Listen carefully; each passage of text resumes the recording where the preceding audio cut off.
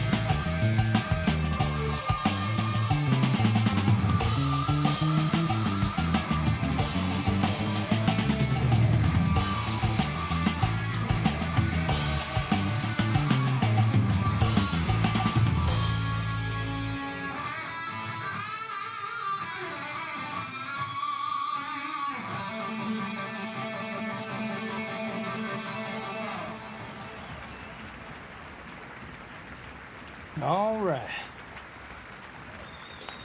Welcome, everybody. Welcome, everybody. Let me introduce you to the new addition to the family real quick.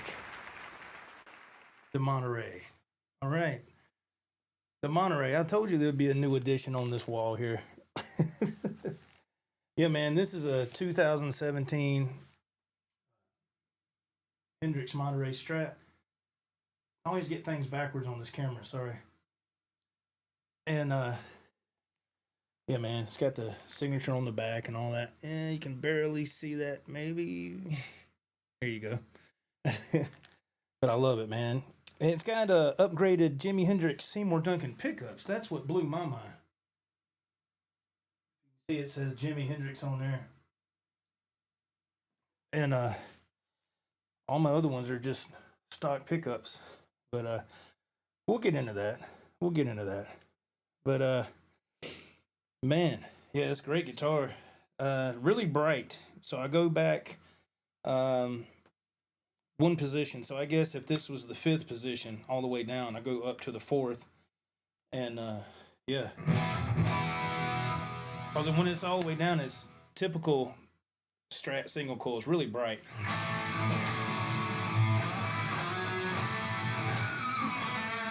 So I go up one.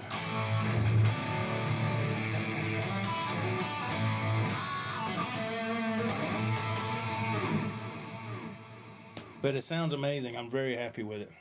Very happy with the purchase. So let me cut this stuff off here for a second. Might hear a couple little clicks and pops. Oh man, what a fantastic weekend this has been. And I'm still using the Lakato wireless. No, I'm not sponsored by nobody, but if you haven't tried that, man, I'd give it a shot. Let me put this up. I'll be right with you. Please stand by.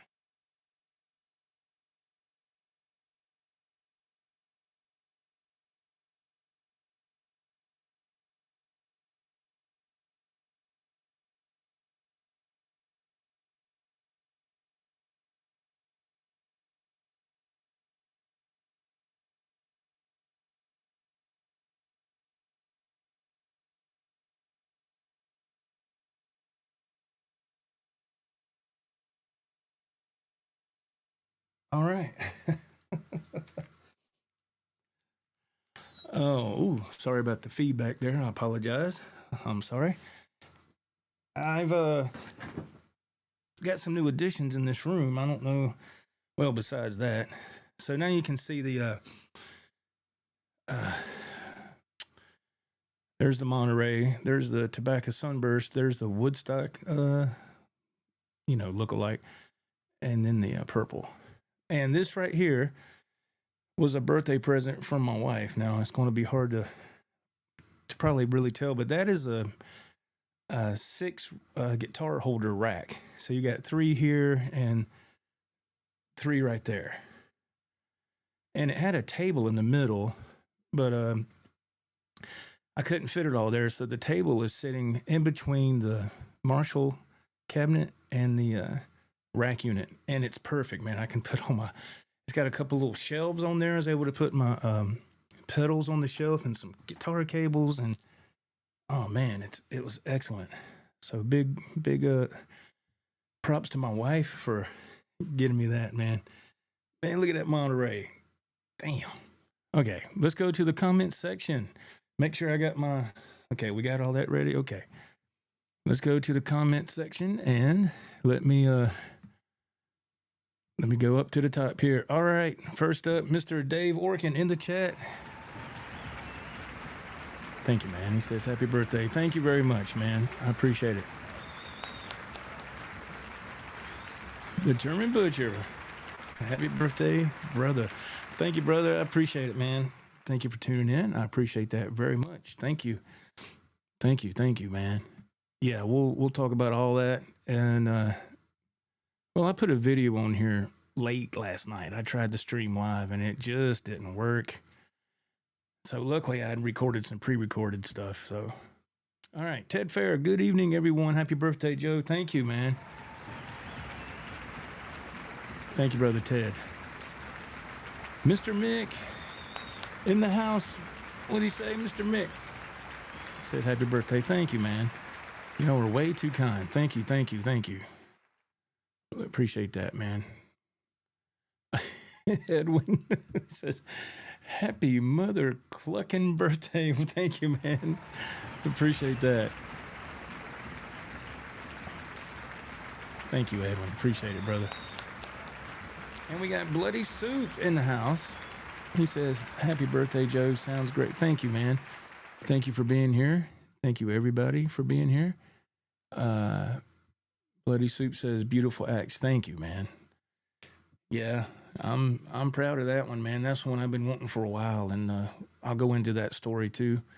I wanted to save something to talk about. And let's see. Greasy Monkey Guitars is here. He says, happy birthday to a fellow Taurus. Thank you. My birthday is the 12th. Well, there you go. Your birthday's coming up, my friend. That's awesome. I share the same birthday with the Godfather of Soul, James Brown. His birthday's May 3rd. Yeah, man. Is this a new shirt? Ralph says, meet my therapist. No, I've had this for a while. Yeah, it says meet my therapist. I love this shirt. I found it on one of those ads on Facebook, man. I don't know, 8 months ago or something. And when I saw it, I said, I got to buy that shirt because it is my therapy, man. It is. Jamal, what's going on, brother, man? How are you doing? Thank you for being here. Yes, I'm getting down the list. I know I'm just trying to get everybody a fair shout out. If y'all just hang in there. Oh, yeah. Jamal says, how am I liking that Monterey? I love it. And I got to give props to the seller. Is it called Sam's Gear or Sam's Gear Outlet or something? I'll have to look it up to give a proper shout out. Man, the only thing that concerned me was it took a long time to get here. It took, like a week and a half or something. And I was kind of like, man, I mean, a couple of days had passed and I had reached out to him. I said, hey, man, have you shipped that guitar yet? And I'm not saying it out of the way, but when I sell stuff, man, I ship it either that day or the next day. I mean, right away. Now, he might have had something going on and he couldn't. Might have been out of town. It could be anything. I don't know. But I'm pretty good on shipping and staying in communication. And I did reach out and he did communicate just fine. But you know what? At the end of the day, it was fine because it arrived yesterday on my birthday, as you saw. If you watch the video, Birthday Jam Part 1, you'll see that in there. But yeah, Jamal, I love the Strat, man. I love it. Been wanting that one for quite some time. And I kept my eye on it, and man, they were so expensive. But, you know, that's just that's how it goes, right? If you wanna play, you gotta pay, man. The Chicago Shredder is in the house. R2, what's up, man? Thank you very much. Thank you, sir. Thank you. Let's see. Everybody's saying, hey, that's awesome. Everybody's having a good time. Andrew Knox in the chat. What's up, man? Hey, Andrew. He goes, happy birthday, Deuterino. Thank you, man. Thank you very much. Thank you. Dwight Bailey. What's up, Dwight? How you doing, man? And now Dwight's got some nice guitars too now. Some nice stuff. Let's see. Let's get down here. We got my man Michael Curtis in the house. Oops. Hit the button. Hey, Michael. How you doing, man? He goes, happy birthday, Joe. Almost missed the party. Oh, no. You can't miss the party, man. Well, actually, the party was yesterday and, with everybody here. We'll talk about that in a minute. But yeah, it was good, man. It was really good. Let's see. Let me go down. Everybody's saying hey to everybody. That's good. Awesome. Oh, man, that's awesome. Let me see here. Did I get to the... Thank you, Dwight. I appreciate that, man. Mr. Dave Orkin, he says that his wife's birthday was this past Wednesday. Well, happy belated birthday to Mrs. Orkin. Happy birthday, Mrs. Orkin, if you're watching. If not, your husband can tell you that I said happy birthday. James Brown, R2. Yeah. Yeah. Hey, man. Mr. James Brown had a lot of personal issues, I think, later in his life with women and money, but you can't deny his talent. His talent was incredible. Let's see. Mr. Mick chimes in. He says, love the new guitar. Sounds awesome. Thank you. Will you be changing the neck to a reverse headstock? No, I will not. I will leave that stock. We know that you didn't like the regular headstock on that. That's true. I that's what took me a long time to, as you can see, the other models, they have the reverse headstock, and I always, that really appealed to me. And this one did not. And I was kind of like, oh man. And the longer I kept waiting, the higher the prices were getting. And I was like, man, you know what? The heck with the reverse headstock thing. I'll just, go ahead and grab it while I can.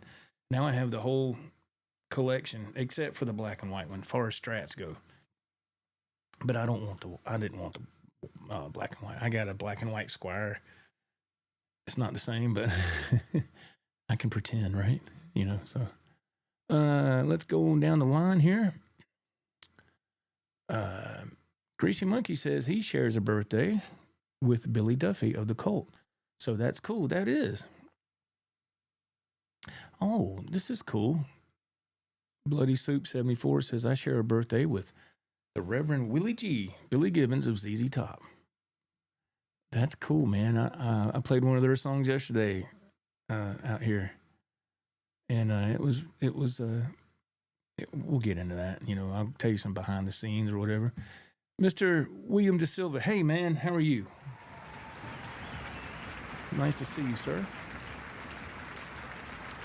Thank you for being here. I appreciate it very much. Thank you, everybody that has taken the time to stop in. Bloody Soup says he loves the Cult. They got some great songs. The only song I remember, if this is even correct, is it Firewoman? Is that right? I remember heard that song all the time on MTV, man. That was a badass song. Heard it all the time. Let's see. Greasy Monkey, what is this now? I ordered a coffee cup from Chibson USA on Reverb. Am I looking at that right? And it won't be at the UPS till Monday. The cup is shaped like a Strat. No. Oh Lord, here we go. Let the jokes fly with the Chibsons, man. I've never, as far as a Chibson goes, I've never messed with those. I do have a Frankie wannabe. It's called the Fakey. It came from over in that area, but Mr. Dave Orkin says he's building his own Strat. Yeah, he's been sending me pictures, man. It's looking good. He's got some cool stuff picked out. Some cool stuff picked out, man. And I can't wait to see the final result of that. Mr. John Deshank, hey, man, how are you, sir? Thank you for being here. Thank you. Hope you're doing good this evening. It is Saturday for people that are watching this on the replay. I know I'm a little late saying that, but yeah. Yeah. sweet soul sister. Man, I'm telling you. Michael Curtis, he chimes in. I think I'm finally caught up with the chat, y'all. So Michael Curtis chimes in. He says that I share a birthday with Joan Jett. I wonder how old she is now. I don't know. She's, let's see, because her and the rest of the women that were in The Runaways, I think they were probably all pretty much close to the same age. So I'm going to guess and say, I'm not looking it up. Somebody else can if they want to in the chat. I'm going to say she's got to be knocking on the door of 70, man. She's got to be. I think she's still touring. Well, she did last year, I think. But, let's see. Ted Fair. Ted Fair says, I share a birthday with a couple of people. James Hetfield, Metallica, and Tom Brady. That's awesome, man. Let's see. It moved on me, so I didn't get to read all of it. Let's see. Hetfield, Tom Brady, but they don't have half the talent I have. I hear you, man. I hear you. Yeah, Cherry Bomb. That song. That song. I guess it was okay for the time. I'm not a fan of it, but when they all kind of, when Joan Jett and of course Lita Ford, when they all kind of did their solo thing, I always thought it was cool. I think, what was that? Oh man, there's a movie that Joan Jett was in with Michael J. Fox. Oh, I remember it. It's called Light of Day. Has anybody ever seen that movie? It's an 80s movie, Light of Day. I had that. You can actually watch it on YouTube. The quality isn't that great, but it's still, it's watchable. I don't think it's formatted too well, but Light of Day is a badass movie. I love that movie, man. It's let's see, I think Joan Jett and Michael J. Fox were brother and sister in that movie, and they're in a band. And I think the dude from Spinal Tap is like the bass player. The guy that was on Laverne and Shirley, I can't remember his name, Lenny and Squiggy or whatever. I can't remember his real name. But that is a badass movie. I love that movie. It's totally 80s, man, when you watch it. They're playing in the clubs and all that. And Michael J. Fox, I think he plays a Strat. And some things start going awry. I'm trying to remember who the parents are of who plays their parents. I can see the woman's face. I can't remember who plays the father. But yeah, things start going awry, and Joan Jett ends up getting with a low life, wannabe rock star, and all this trouble ensues, and her and Michael J. Fox getting a huge argument and all this stuff. And it's a great movie. If you like to watch stuff like that, it's a great movie. Michael Curtis said, didn't that come out a year or two after Back to the Future? I'm going to say so. Yeah. Yes. Michael McKean, is that his name? Yeah. I think that's him. Yeah. He plays the bass player in the band, and it's a great movie. I remember when that came out on cable years ago. I mean, and yeah, if you haven't seen it, man, look it up on YouTube. You can watch it. It's a good movie, really good. But yeah, man, the Monterey. I was watching the past couple of nights this past week. Before I wrapped up my week, I was watching some Jimi Hendrix stuff, getting psyched up because I knew this is going to be delivered yesterday. I watched a couple of Jimi Hendrix documentaries that I've already watched before, but I watched it anyway. And I watched some of the stuff about Monterey and watched all that. And then I watched, I really took took a leap of faith here.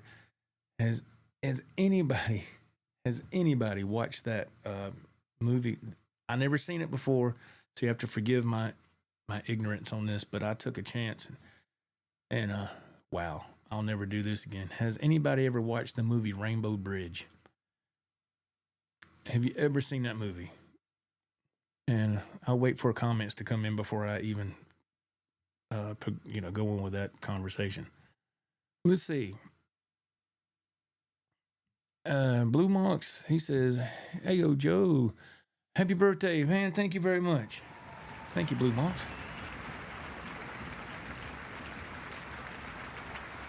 Yes, HBO played Light of Day with Joan Jett and Michael J. Fox back in the day. They did.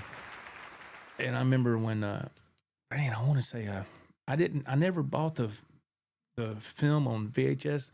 I think I recorded it off of HBO when I was in high school or something. But, I forgot about the movie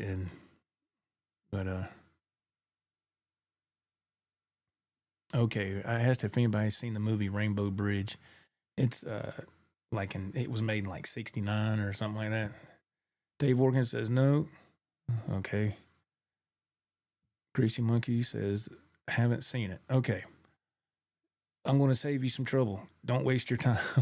So, Rainbow Bridge is a movie that was made not long after Woodstock. And I can't remember the guy that made the movie. I don't know. But it was it's just a bunch of teenagers, and that there's really no script. Everybody's kind of freestyling on their acting and everything. And I guess it was a good movie for back in the day if you were like smoking a lot of weed and you was really high. I guess it was okay. The only bright spot of the movie is Jimi Hendrix performance. Because they shot the movie, I want to say some of it was shot in Hawaii. And yeah, definitely look that part up where Jimmy's playing on stage. That's great. He does excellent as always. But that movie, it's outdated, what is that guy's name that did that movie? I hate talking about it, and I can't remember the guy's name. Let's see. Let's see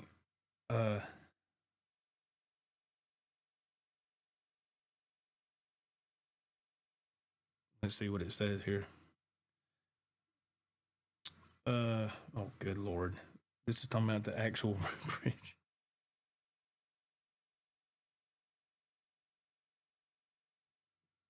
Let's see here.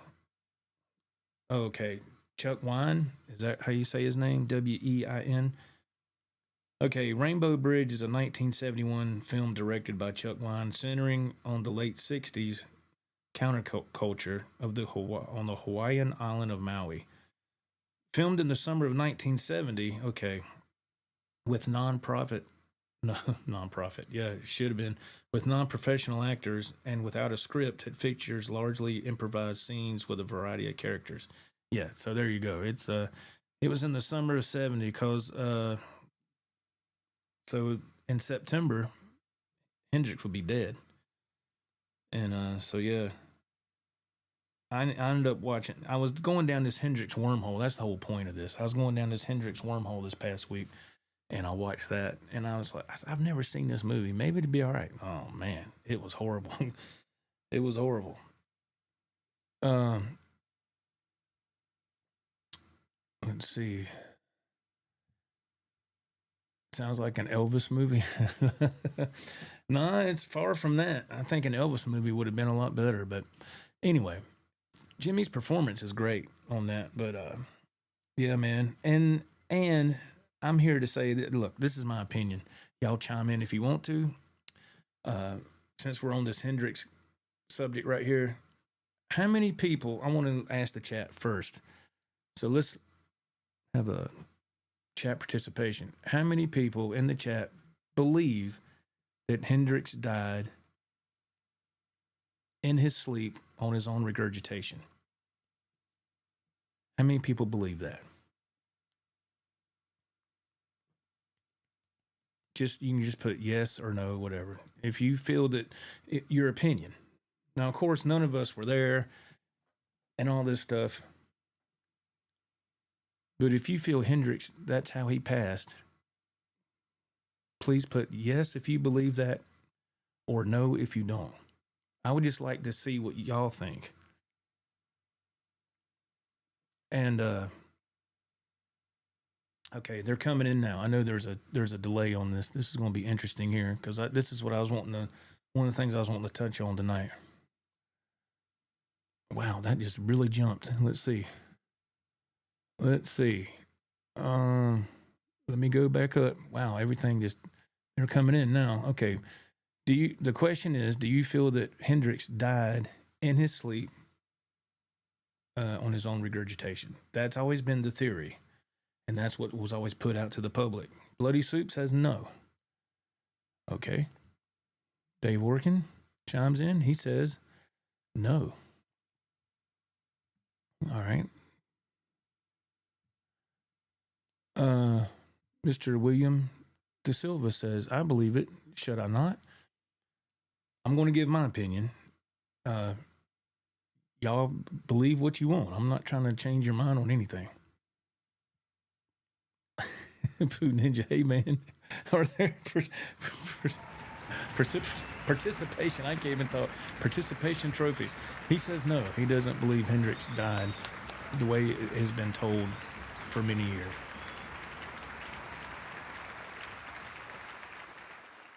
Blue Monk says he doesn't have an opinion. He says, I don't even know anything about the story.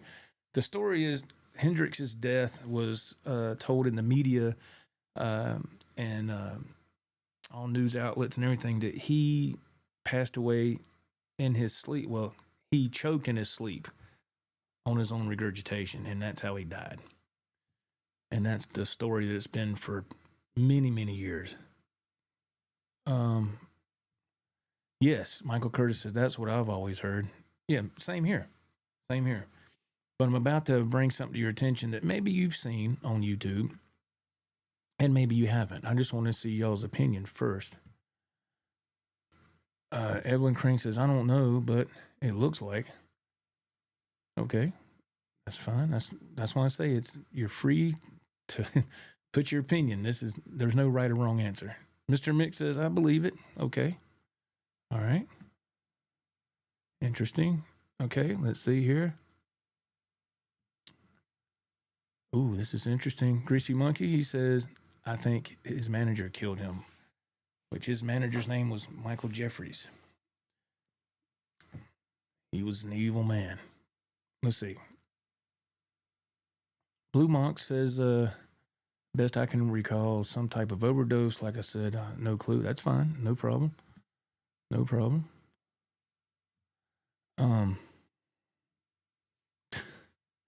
Pooh Ninja says he sleeps on his side just in case. That's a good habit to be in.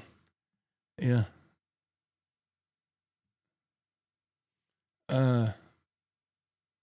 William De Silva. I've just never heard anything to make me think otherwise. I totally understand. I understand, sir. Edwin Crane says the CIA. Well, Hendrix died in England. At the girl he was with at the time of his death, her name was Monica Danneman. She was an ice skater, wannabe figure skater, or maybe she was a figure skater, but he was with her the last 2 or 3 weeks of his life. And she really waited a long time to call the authorities before they came to get Jimmy, and he was already expired.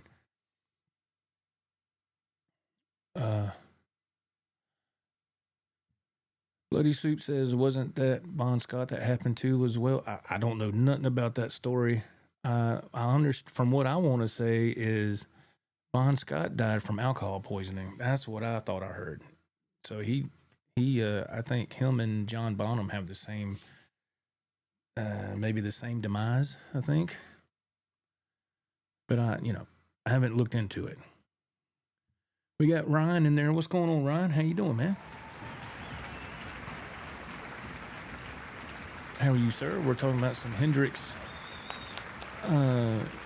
conspiracy theories here. I'm going to give my opinion. I was asking what people thought, if they believe Hendrix actually died the way that's been portrayed in the media for years. Did he choke in his sleep on his own regurgitation, his own vomit? Or do you believe that theory or you don't believe it? Ted Fair chimes in. He says, that my mom had a teacher back in college who was a childhood friend of Jimi Hendrix. Apparently, Jimmy's father didn't like all the noise from Jimmy playing guitar and was pretty critical of Jimmy. Yeah, Jimmy's father's name was Al Hendrix, and he was rough on Jimmy throughout his whole childhood, and he was rough on Jimmy. Yeah, he was hard on him. No sense in being that hard on a kid, But things were different back there, and in that time period, things were a lot different. When I moved to Seattle area in '86, I lived in, was that Renton? I just know they had moved his grave because idiots were digging it up and tried to get anything they could about. Yeah, that's true. Grave robbers. Yeah, they did move Hendrix's grave. They did. Yeah. I thought that was. I think they did that with Dimebag Darrell and Vinny. I think. I'm not a big Pantera. Well, I'm not a big fan. I know of them, but I don't know a lot about them. I don't have a lot of knowledge about them, but I want to say they tried doing that with them as well. Okay. Michael Curtis says, John Bonham and Hendrix have the same story from what I've heard. Bonham supposedly drank 32 shots of vodka. Yeah, I heard he drank a whole lot, and then later that night or some hours later, he expired. Let's see. All right, here we go. Blue Monk says, my brother knows Al, has met him several times, and said he was a decent man. Okay, that's good. He's been passed away now for a while, long while, but yeah, I don't know. I never met the man. I don't know nothing about him. I'm just going by things I've heard. But anyway, here's my opinion about Hendrix's death. Again, it's just my opinion. I'm just going by what I've seen. Now, some years back, my wife bought me a DVD. It was for Christmas one year, and it was called The Last 24 Hours of Jimi Hendrix's Life, or The Last 24 Hours of Jimi Hendrix. And it was on DVD. At the time, it wasn't on YouTube, or you couldn't see it anywhere else. Now you can watch it for free on YouTube. If you've never seen that, please give that a watch. Just, why not? Have an open mind and watch that. Now, according to that documentary, when Monica Danneman finally contacted the authorities, and there's something else I want to say about her as well, I find very fascinating. When they finally got Jimmy to the hospital, she had waited many hours to contact emergency services. Of course, he was already dead. So they get him there and they do the autopsy. A lot of his autopsy report and a lot of information on Hendrix has been blacked out. Why would somebody black out information on his autopsy? Why? Because there's something to hide. That's what it tells me. Anytime legal documents are blacked out, there's something to hide. But upon the autopsy, they found a lot of red wine in Jimmy's stomach and his lungs that had not yet been really digested. It looked like it was poured down his throat, and he had so much red wine in his stomach and in his lungs. You couldn't do that conscious. You couldn't do it. So from what I seen on the documentary, there was a gentleman speaking. He said from what it looked like to him, it probably a couple of men or somebody held him down and poured wine down his throat until he drowned. And then the regurgitation would come into play. Now I'm going to segue into Monica Danneman's untimely demise. Again, that was the woman Hendrix was with the last, few weeks or month of his life. So a lot of time goes by. I think his Michael Jeffries, that was Hendrix's manager, I think he ended up dying in a plane crash in 1973. Talk about karma. This guy was screwing Jimi Hendrix over so bad. Jimmy didn't even know his finances. He didn't know how much money he had. He didn't keep up with nothing. He was too busy being a rock and roll star. Let's just leave it at that. And every once in a while, he would ask Michael Jeffries for like $500 so he could party or whatever. So Michael Jeffries was getting 50% of everything Hendrix was making at every concert, everything. So that guy was raking in the cash. And toward the end of Hendrix's career, I think his last gig he played, it was somewhere in Germany, and everything went really bad. I want to say the Hell's Angels of that chapter was there, and they burnt down the stage. They tried to go after Hendrix and his band. They made it out unscathed, but they burnt the stage down. They burnt all this other stuff down, and they even robbed the box office, and people were booing Hendrix because he had kind of, he was getting to a point where people just wanted him to play his hits, and he didn't want to do that all the time. He was wanting to do something different. And by this time, the experience had already broken up. Noel Redding had already left, and it was just Hendrix, Billy Cox, and Mitch Mitchell. And so things were going downhill for Jimmy pretty bad toward the end there, and he knew he had to do something different. So I think he was really depressed and all this stuff. And so he gets with Monica Danneman, and I told you that story. He dies. Well, many years goes by, and then you get into the 90s, late 90s, I think, and Monica Danneman resurfaces, just poof, just comes up out of nowhere. She laid low for many, many, many years. Didn't say nothing. I didn't see anything on TV or anything about her. She comes up and says that she's going to tell Jimmy's story. She's going to tell everything that happened, how he died, all the ins and outs of everything. She gets lined up to be on a talk show. The day before she's supposed to be on that talk show, she's found dead in her car, in her garage, with the engine running and, carbon monoxide poisoning. That's awful convenient to me. So I think, and I'm saying this because this is what I heard in the documentary. One of the gentlemen that were talking that said, let's say that you witnessed something horrific like that. Like if you were in her shoes and three mobsters, three bad guys, Michael Jeffries might have lined this up because he had a big life insurance policy on Jimmy. Back then, I want to say the policy was worth $2 million. In today's money, that's a lot of money. So, again, this is just my opinion. I can't prove anything, just going by stuff that I've seen. But let's say you're in her position and you see a horrible act that's happening right beside you because they shared the same bed. These 2, 3, 4 guys, whatever it is, bust in, hold Jimmy down, pour wine and whatever down his throat, and he dies. And she's sitting there scared to death. And they look at her and they say, if you say anything, you'll be next. Makes sense to me, if that's what happened. So she doesn't say nothing for many years. And then when she finally thinks she can say something, she gets lined up to go on this talk show. And then she's found dead the next day. Think about it. The way they found her, there's no signs of... you know what I mean? No shotgun, no strangulation, nothing that was injected. Just carbon monoxide poison. That's pretty clean. If that's what happened, we'll never know. And whatever secret she had, she took to the grave about Jimmy. So when I saw that documentary, that made me believe that theory that he was murdered.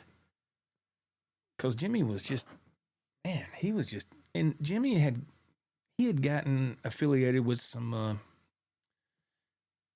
with a group. He was pressured. Jimmy was an African American playing to mainly a white audience, and in that time, things were a lot different back then. And he was being pressured to say, "Hey, man, you need to have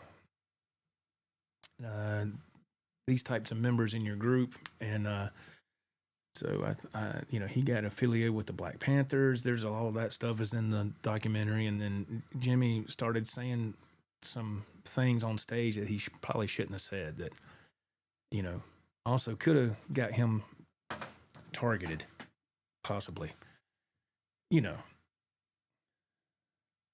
Ralph the German Butcher. Why kill Jimi Hendrix? Money, I think money, and he was probably caught stirring up a lot of trouble. Politically, whatever you want to say, political wise or whatever. And he was just, again, if you look at that, the last 24 hours of Jimi Hendrix, a lot of his stuff has been blacked out. So they're trying to hide something. That's my opinion. I mean, that's not my opinion. I feel that that's what happened. Yeah, that's my vote. I vote for he was murdered. That's what I think. So when I saw that documentary, I was like, wow, what? So it makes sense to me. It makes more sense than him choking in his sleep, on his own regurgitation. Okay, let's get back to the chat and see what y'all have to say about Jimi Hendrix. Do you agree with what I said? Or do you still believe that he died? It's an easy theory to believe, he took sleeping pills and his gag reflex wouldn't work, so he died in his sleep and he choked on his own regurgitation. That package has a nice little bow on it.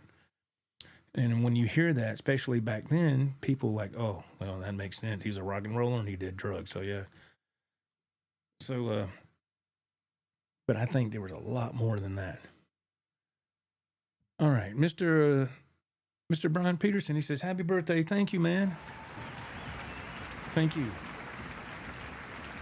All right, let's get to the chat. I want to hear what y'all have to say, or read what you have to say. Jimi Hendrix was not a fan of heroin. No, he wasn't a fan. He did get arrested for that when he came into, I think when he came, when he crossed the border into Canada? Maybe. I don't know. It might have been Canada. It might have been somewhere else. But that was planted on him. Some heroin was planted. And of course, he got arrested. And, a lot of stuff I think was set up. So I feel that Michael Jeffries, Jimmy's evil manager, had a lot of stuff set up so Jimmy would think that Michael Jeffries was his savior. Every time some weird stuff would happen, Michael Jeffries would swoop in and save the day, when really Michael Jeffries created all that chaos. And then he would resolve it and say, see, Jimmy, what I did for you? You need to stick with me. Don't get another manager. Stick with me. You can count on me. That's what I think. Okay. Let's see. Greasy Monkey Guitars. Jimmy was in the process of reorganizing his life, including getting a new manager, and he wasn't happy to lose his cash cow. Yes, he actually went back to Chaz Chandler, who originally discovered him, and he asked Chaz, could he manage him or something. And before anything could happen, Jimmy was found dead. And Chaz was the first to discover him and took him to England. Chaz Chandler was the basis of the Animals, and there you go. Let's see. Blue Mox chimes in. He says, this reminds me of the stories about Chris Cornell, that someone killed him as he was about to expose radical CA and SA. I can't say those words on here. That's a big no-no, but I see what you're saying. Yeah, I don't know nothing about the Chris Cornell story. I do not know.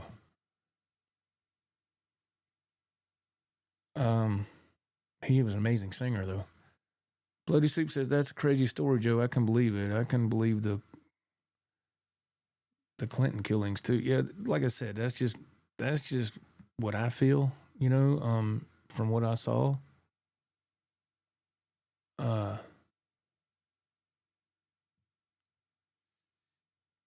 Ted Fair, he says that it's crazy to think Jimmy was only 27 when he passed. Yeah, the 27 Club. Yeah, man.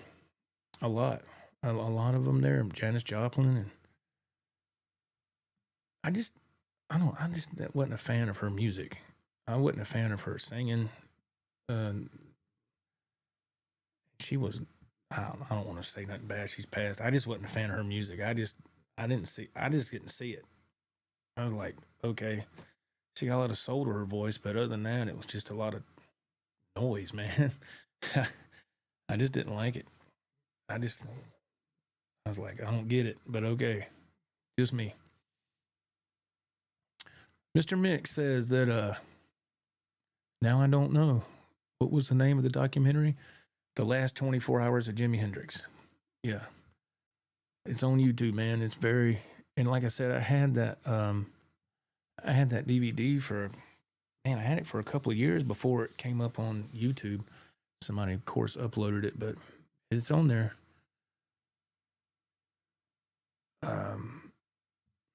Ted Fair, he says, I wonder if there were any signs of trauma on Jimmy's body if he put up a fight. See, that would be in the autopsy report, I'm sure, right? And I bet all that is blacked out. I guess, again, I don't know for sure.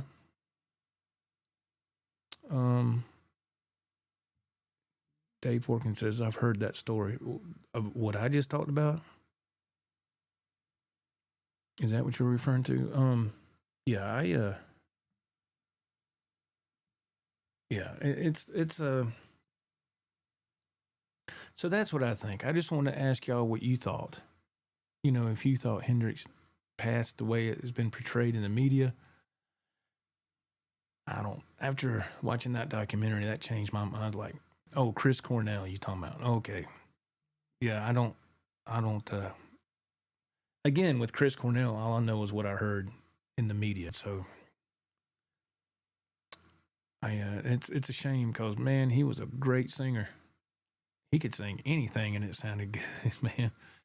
That's a shame. But that's something I was really stumped about. If you move forward now into the current day, a lot of people have passed in a certain kind of way, whether at their own hand or what, I don't know. But man, there's been a lot of that going on the past, quite a few years. And yes, yeah, that guy from wasn't he the singer from Linkin Park? Yeah, a lot of that going on, man. It's sad because you think, from the outside looking in, and I'm not an expert on anything, so I'm just telling you what I always thought. And but from the outside looking in, you think, man, they got it made. Why would something like that happen? But man, there ain't no telling. That's a whole different world, whole different world. There you go, Edwin. Yeah, see, he says same deal, different decade. Yeah, in the music business, man, there's a lot of demons out there, man. A lot of demons, and I'm sure it's in every genre. The only genre that I see, again, as an outsider, I don't know anything, but that seems pretty clean, like nothing. Well, no, I've seen stories on some country artists that didn't end well, but you don't hear it as much in the country realm, do you? I've seen, there was a couple on YouTube I watched. There was one female country artist from, I can't remember her name. And yeah, it was sad, man. I was like, God dang, man. But I guess some of the people, they hit that peak of fame and they start the decline. And I don't know. I guess they can't take that downhill slope, man. That's it. Thank you. Bloody Soup, you got it. Mindy McCready. That's it. And I tell you, I remember the channel that I watched it on. It was Lamont at Large. He went to Mindy McCready's former house, and the new owners had did some remodeling there, but he went there, and it's a channel called Lamont at Large. I used to watch him a lot, and then I seen him go live a few times, and I kind of quit watching him. I was like, damn, dude, he curses a whole lot, and he's talking about people in the chat, some people in the chat, and I was like, on his main channel, he's real professional, but on the second channel, I'm like, and then when he has another channel, like doing these food reviews, and he's smacking his food and making all this noise, and I was like, never mind, dude. So I left. He's got some good content, but them other channels, it turned me off. Let's see. Greasy Monkey Guitars, he says, Randy Travis had his share of trials and tribulations for sure. I don't know a lot about Randy Travis. I do know that I saw something on, didn't they have like a tribute for him a while back? And what's her name? I'm not a big country fan. Oh man, that girl, she was singing one of his songs. Anyway, he was in the front row. Man, he looked rough, man. He looked really feeble, and so I don't know what all happened, but the last thing I remember Randy Travis in, this is how long ago it's been. The last thing I remember seeing Randy Travis in was that movie Black Dog with Patrick Swayze, the truck driving movie. That's an old movie, Black Dog, but it's a damn good movie. Got Patrick Swayze, Randy Travis, got Meatloaf in there, and it's a damn good movie, Black Dog. And when they say when you've been on the road for many hours and you see the black dog, that's true. I never seen a dog, but I have seen stuff pop up in front of me that I thought was there, and then it didn't. All it is, man, is it's a form of it's a form of hypnosis. You're driving and your eyes are open, and you're going down the road and you're so exhausted, and you're looking straight ahead, but you have tunnel vision. And when there's nobody else around, and it's like 2 or 3 in the morning, and you're looking, and all of a sudden, I mean, this happened to me where I thought there was a dump truck in the middle of the interstate with his dump bed up, dumping gravel in the middle, and I hit the brakes, and when I did, it disappeared. It was just the black dog, man. That's true, but it was scary. All right, let's see.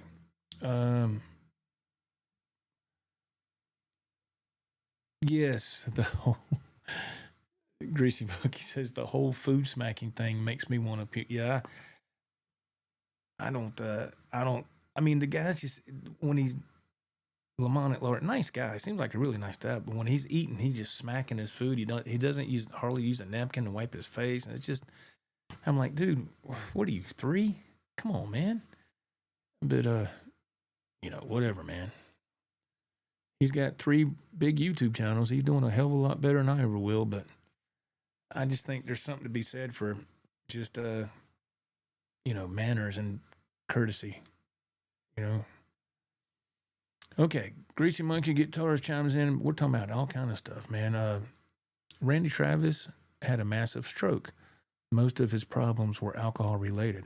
Oh, man. I didn't know that. I didn't know he had a massive stroke. No wonder that he looked the way he did. That's sad. That's sad. Let's see here. I think Randy Travis had brain cancer or something, but before that, he was arrested for DWI and watching. Oh, when you were watching videos of him acting really weird, man, I don't know. I haven't seen any of those. I don't know.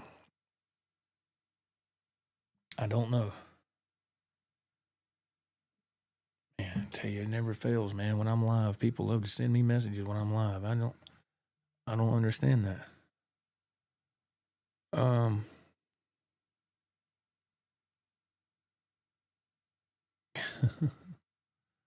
Let's see.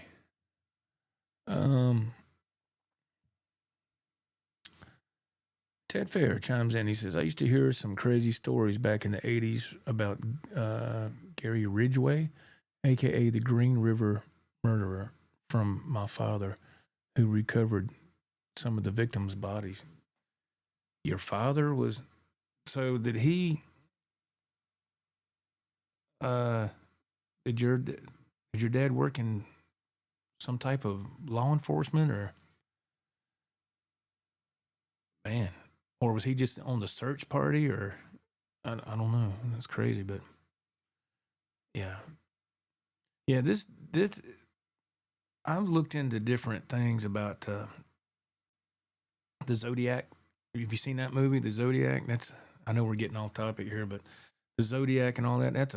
That movie is based off a great book. I got the audiobook, but that movie was rough, man. When they reenacted the scene where the Zodiac got them two people at the lake. I can't go into detail about it here on camera, but man, they made that look real. And something that would keep me awake watching. When I'd be driving really late at night, I'd put that audiobook on, and it was kind of really eerie. It'd keep me up. That Zodiac was crazy, man. Crazy. But yeah, back to the Hendrix thing real quick. I just always thought that was probably how he passed. Was from I think it was suspicious. I think he was murdered. That's just what I've always thought, man. What I've always thought. But okay, Ted Fair, he said his dad helped recover some victims' bodies during the time of the Green River murders from back in the day. Ted Fair says that he was a firefighter and emergency medical responder in Washington State. Oh, okay. For some reason, I was thinking, I don't know why. I was thinking that I thought you said your father was a pastor. And I don't know why I thought that, but apparently not. Okay. Yeah. I'm telling you, man. So how much do y'all think that I paid for that Monterey? How much you think I paid for it? I can tell you when I looked it up on when I started to show interest in those models, I looked them up, and there was quite a few on.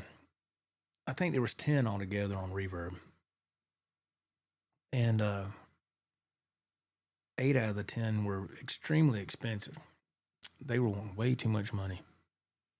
And then I found one that was decent, and but they weren't going to ship it. It was like local pickup only. Which I never understood that. I'm like, why in the hell would you put some on Reverb and not offer shipping and put local pickup? I don't understand that. That's retarded.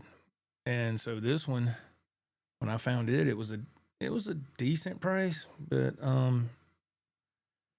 so I shot an offer in, and the guy countered, and we went back and forth 2 or 3 times, and then we finally settled on something. So what do you think that I gave for the Monterey? Let's see what people are saying here. We'll get back to guitars here. I kind of got off track, but it's okay, man. It don't matter. Blue Mox says my longest drives, aside from doing over 1,000 miles in a day on a motorcycle, did about 1,200 miles in my truck in a day. Grunge rock kept me awake and not crazy. Man, that's insane, man. That's a long ride. I drive a rig. I drive 545, 550 miles a night, and that's enough for me. But when you've been doing it for 30 years, 25 at this company, yeah, 500 something miles is plenty. All right. How much do people think that I gave for the Monterey Strat? They're coming in now.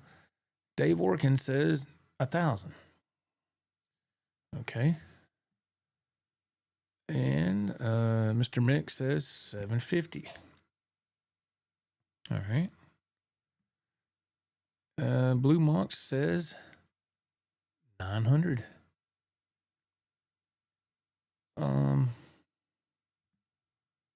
Let's see. Ted Fair says Fender and Gibson guitars always seem to hold their value. $12.99 is what Ted Fair says. Let's see. And the winning answer is $13.50. That was the winning. I guess the winning bid. Is that right? That was what we agreed on. $13.50. He was wanting $16.50, and then I came back with $12, and then he came back with this odd number, like $14.23 and 75 cents, something. It was weird, and I was like, okay, nope. So I said, how about 13? And he said $13.50. So I said, okay. And it came with a case, and it came with the upgraded pickups. Now, you gotta, and he also charged $96 for shipping, and then you got to think about your tax. So it bumps it up.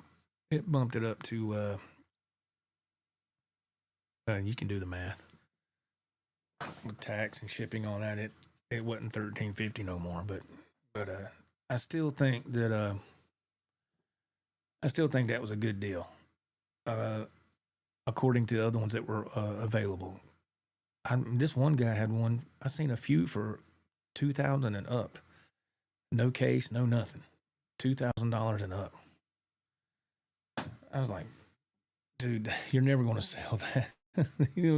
It's going to. One guy had one for $2,800, and yeah, I thought that was a decent price, Blue Monks. I thought what I got it for was decent. Yeah, I thought it was a decent price.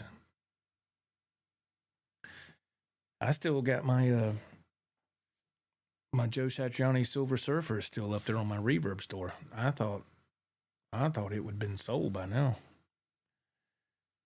And I've reduced the price of that a few times, and it's down to $1,700. And my shipping is only $30. See, and it comes with the original case. It comes with the hang tag. See, the problem with Reverb, man, is a lot of these people, they expect you to just give it away or sell it for practically nothing.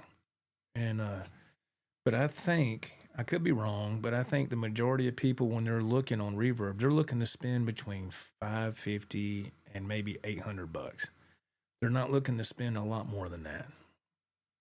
You know, once in a while you'll see somebody way, oh, like me with this one. You know, I mean, if you're only wanting to spend $700-800, you're not going to get that unless it's one of those Chipson models, because there's plenty of those. And I was like, damn. I was like, nah.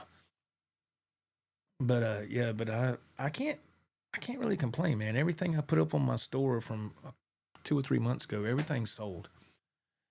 But this Satriani model is still sitting up there, and it's kind of puzzling. I figured it'd be gone, man. I figured somebody would have nabbed that 2 days after I posted it. But you never know, man. You never know. Just that right person hasn't come across it yet. Yeah, the Mr. Mick says that was a good price on the Monterey.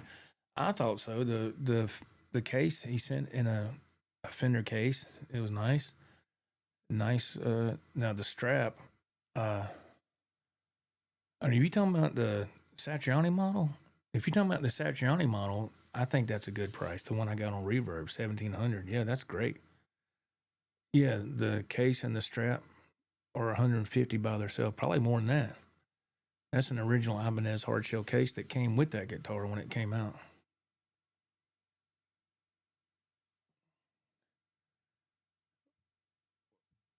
Ted says that's expensive. Now, what's expensive? What is that? Which one? That's the price you pay for discontinued guitar. Oh, you talking about the Monterey? I don't know. I'm kind of You got to put in some keywords, y'all, because I know the chat's a little behind. Yeah, the Monterey. There was one that I saw the guy wanted $2,800 for. That was definitely way too much. Yeah, but yeah, it's this one was high too. But yeah, they're discontinued. That's correct. Because my son has the same guitar. He bought his in 2017 when they came out, and they were $799. And but yeah, that's that's like you said, the price you pay, man. That's right. How bad do you want it? Like that Satriani model I got. I was just talking about this discontinued. They don't. That was a 20th anniversary edition. You know, they don't make those no more either.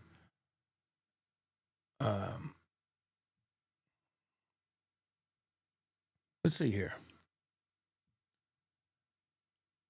My best guitar deal, both new, a sawtooth, well, $250, no tax, free shipping. Original Floyd Rose and Wisconsin tuners. My other is a EVH White Relic. See, I like to ask about that site. I've heard about that site, and I don't know nothing about that site. How do you get a guitar, an EVH White Relic, for $650 on that site? I've never looked into that site. Is that like a legit thing? I don't even know how to pronounce it. Let me see.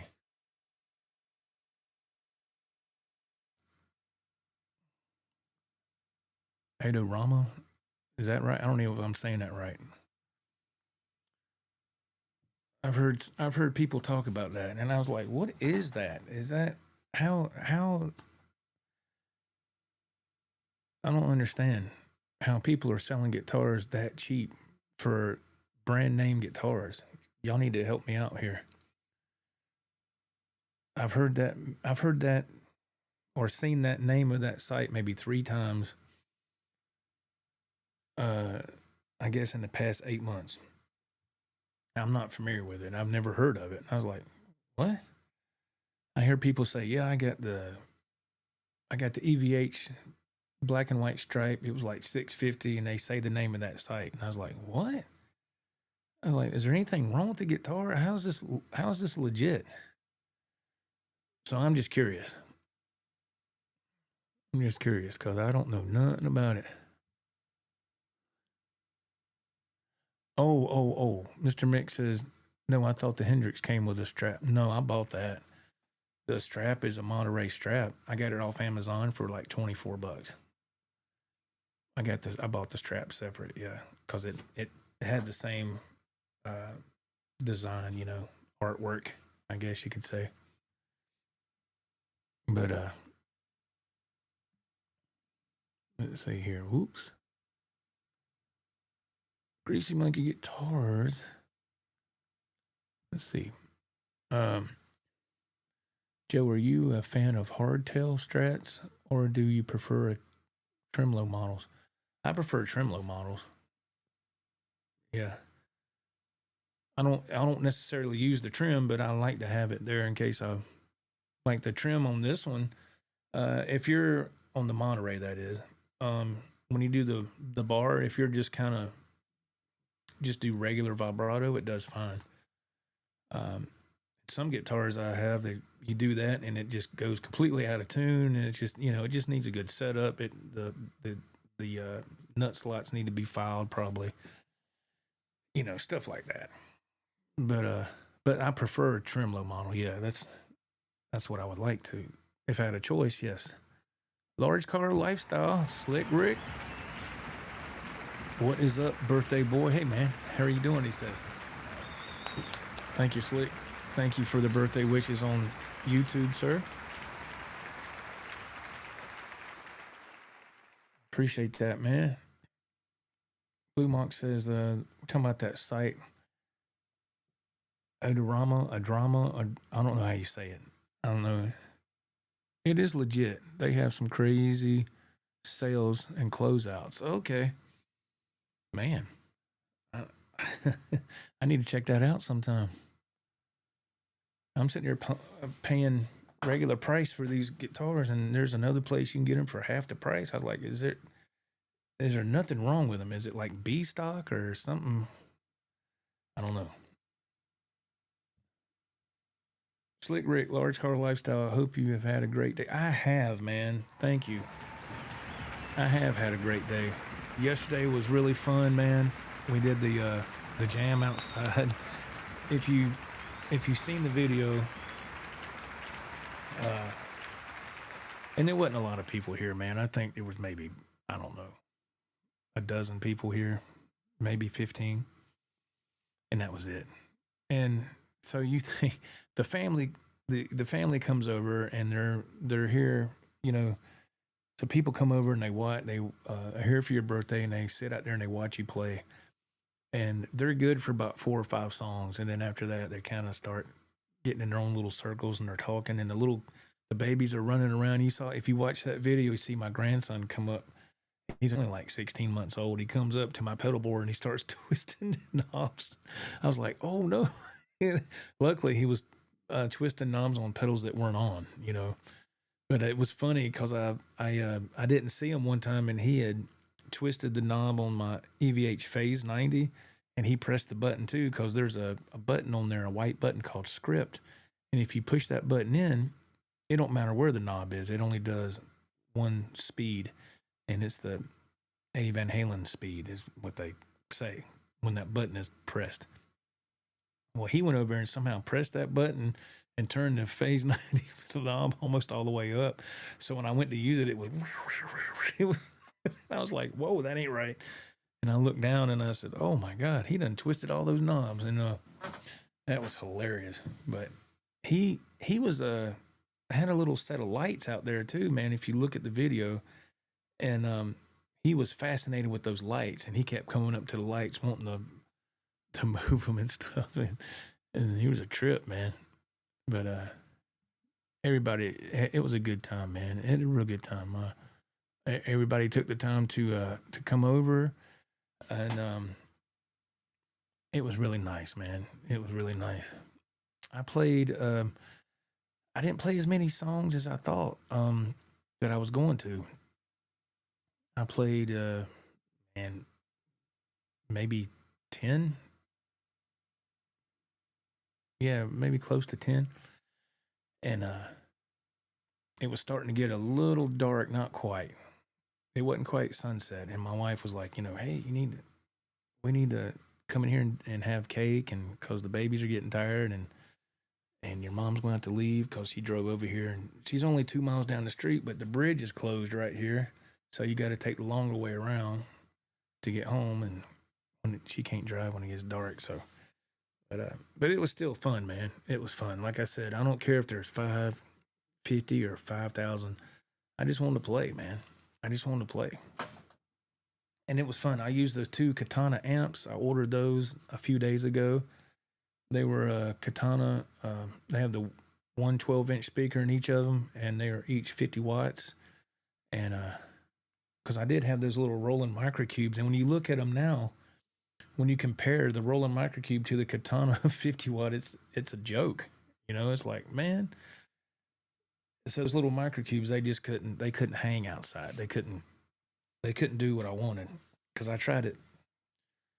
Was it last year or year before last? I think it was last year. And those microcubes are great for in here in the room, but they can't hang outside. But these Katanas, man, I went with the Katana because I got the 100-watt Katana head sitting on top of that Marshall cabinet over here to my left, and right in there, right there. And that, I just love Katana, Boss Katana stuff, man. I love it. Whenever I go to Guitar Center, I go straight to the same amp that I just bought, the Boss Katana 50 watt. That's what I go to when I try out a guitar, because it's so easy to dial up a tone that sounds great.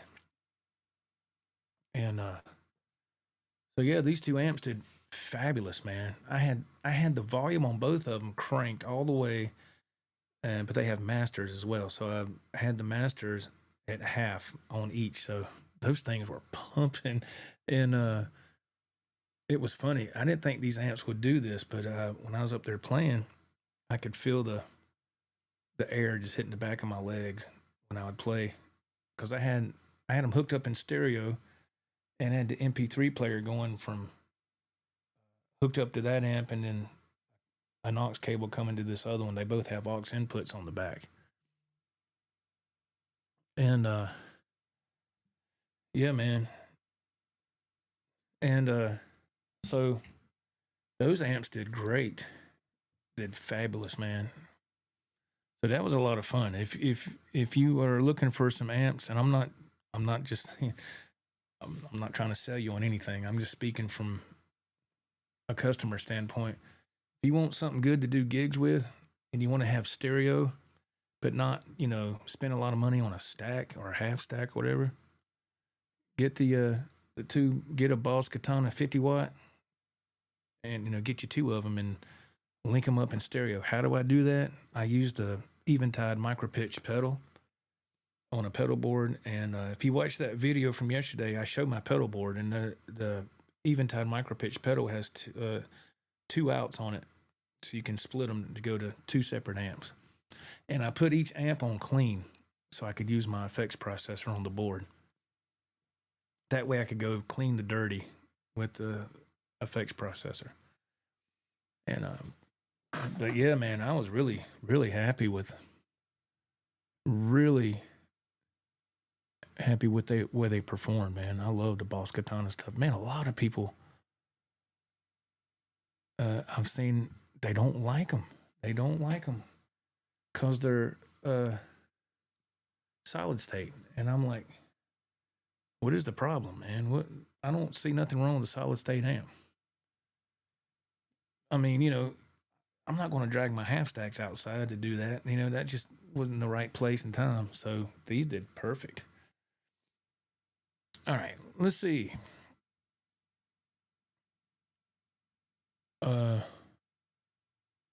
A drama, or I don't know if I'm saying that right. Damn. Sells many different varieties of products, and when they have a blowout or a sellout, let's see, they go all in. Greasy Mikey Guitar says the really cheap price are usually during Black Friday or other holidays. Oh, okay. Thank you for clarifying, because I had no clue. I've never looked into that. Oh, Slick Rick, you're in East Seattle, Washington on your 34-hour reset. Oh, yeah, I remember you said you was going to have to do that when we talked, yeah. Okay, Blue Monk says the thing about that site, Adorama, you have to check them daily. The sales happen quick. I bet so. With prices like that, man, damn. No, I don't need to look on there either. If I do, I'll get in trouble, man. You know how much stuff I had delivered here in the past 2 weeks? Jesus, man. Let's see, this guitar here. All right. That's one. I had 2 Firebirds delivered. What else?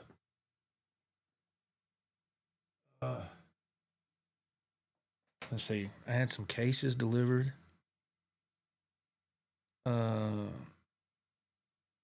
Man, something back here in the warehouse. I've gotten like 5 freaking guitars, man, in the past 2 weeks. Oh yeah, that's right. This one here, that was one of them that came. So yeah. And I always order a hard shell case too, because I'm trying to do away with gig bags. I still have a few gig bags back here in the warehouse. I got a few, but not many at all. Not many at all. I get here lately. I get my hard shell cases from Temu, man. I get them from there. They're about, shoot, man, you can get a hard shell case for $60, and it's just as good quality as at Guitar Center. The same kind of, just your generic case. I mean, I've dropped $200 something on an EVH case. You can get them used for like $100, $180, something like that. But it depends, man. It depends on, what you want at the time. But anyway, let's see here. Let me, let's see. Go right here. Large call lifestyle. Slick Rick, man, he chimes in again. He says, awesome. I'm glad you had a good day. I watched the video. I seen the baby play with the lights. That was funny. Yeah, Maverick. That was my grandson. He was a trip.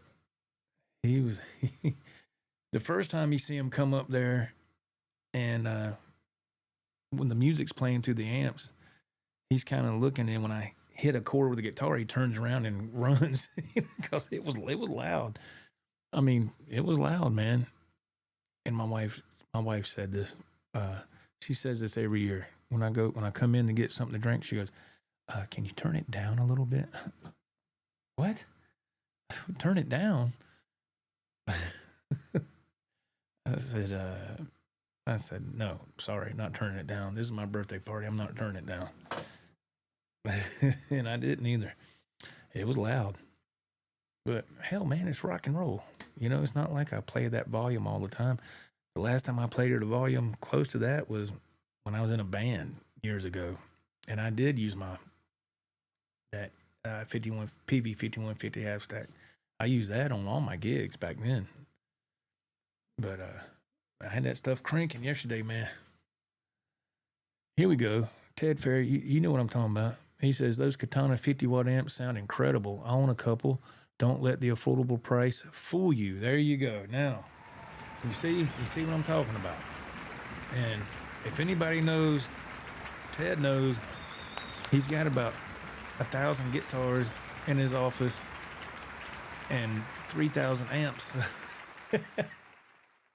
If you don't believe me, man, go back and watch the Community Guitar Showcase on probably about 7 live streams back. We did a guitar community showcase where people submitted their guitars, and I made a little video out of it. We need to do a new one, man. Need to do a new one of those if people have got new guitars, and need to do a new one of those sometime. If y'all want, I don't know. Let's see. Michael Curtis. Dude, you must be rocking the sound effects tonight, because I'm streaming on my TV and I've heard an unbelievable noise around my dresser twice. It's kind of spooky. I don't know what to tell you there, man. It's the boogeyman. No, I don't know, man. I don't know what to tell you there, sir. I did have to reboot before I went live, because that's why I like to come here an hour before, or at least 45 minutes before I go live, and I fire everything up, make sure my computer don't have to do any updates, anything like that, and make sure that everything's working with the internet. Sure enough, I was sitting here playing, and it was like 10 after 8, and everything just went bloop. And I was like, what's going on? Why are we in a tunnel? Oh, man. But it's I had to reboot everything, and everything was fine then. So I don't know, Mr. Curtis, what's going on, man? You must be in a haunted house. I don't know, man. Bloody Soup says, I have the original Katana 50. I do like it. All right, man, there you go.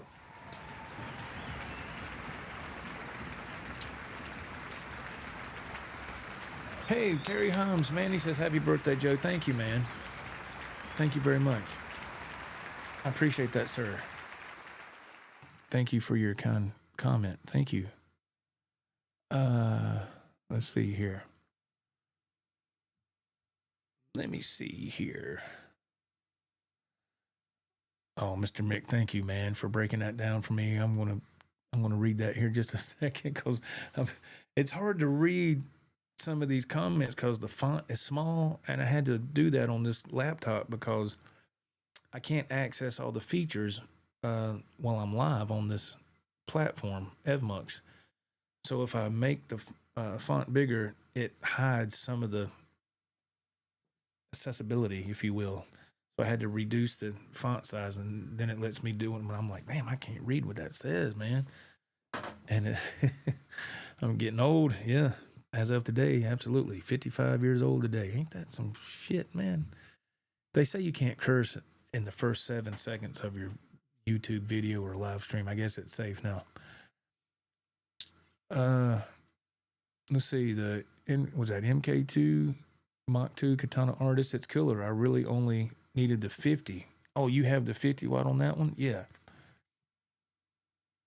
That's good, man. I love Katana products. Okay, Mr. Mick says, let me see if I can do this. It's pronounced Andorama. Andorama. Okay, thank you. Thank you. Mr. Mick's like, let me type this out for this dumbass. Hey, it helps, man. Andorama. Thank you. Aroma. Okay. Mr. Mick says, I got a PS5 from them 2 years. Oh, you did? Really? Oh, so they sell more than guitars. See, I didn't know that. So they sell a little bit of everything, I guess. They're like, I guess they're kind of like eBay or something. You have to forgive my ignorance. Again, I don't know nothing about that site. Oh, yeah, let's see here.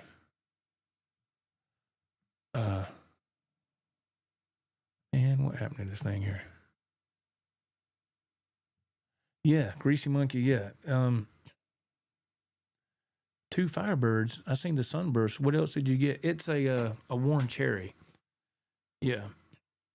And the only thing I don't like about that Worn Cherry, it plays great, sounds good, but man, to get to that 22nd fret, no, I'm sorry, it's got 21 frets. To get to that 21st fret is impossible. They didn't make the cutaway deep enough. It's like you get up here, it's like boom, boom, and I'm like, oh man, and I'm trying to, and it's like, oh man, and that's the only downside. So I might have to get to the 20th like you do on the Strat and just bend it 2 steps up. Because man, that is the Sunburst Firebird. It's great. The cutaway's fine. You can access the high registers, no problem. But that, for whatever reason, that Worn Cherry, it's they didn't make the cutaway as deep. And I went to play it, and I was like, oh no. I was like, that's okay. Now I see why that was for sale. I guess, Anyway, let's see here. Mr. Dave Orkin says, not a fan of gig bags. Yeah, I've had plenty of them over the years. And that used to be the only thing I would buy, because until I discovered Temu and other places that you can get hard shell cases at a fraction of the cost than I normally would, I started to phase out the gig bags. I've given a lot of them away. Sold some. I still keep a few on hand just in case, because there might be a situation where if I'm going somewhere, a case is not going to fit. Like a case won't fit in the front seat of Little Red, my little Ford Ranger. You ain't going to put no case in there. You can put a gig bag up there with a guitar, but not a case. So I would keep a gig bag for something like that, a situation of that nature. But as far as using them all the time, no.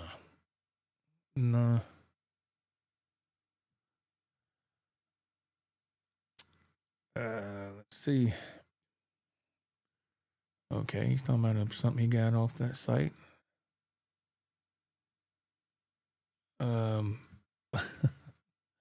Boogie Man, Boogie, yeah. There you go.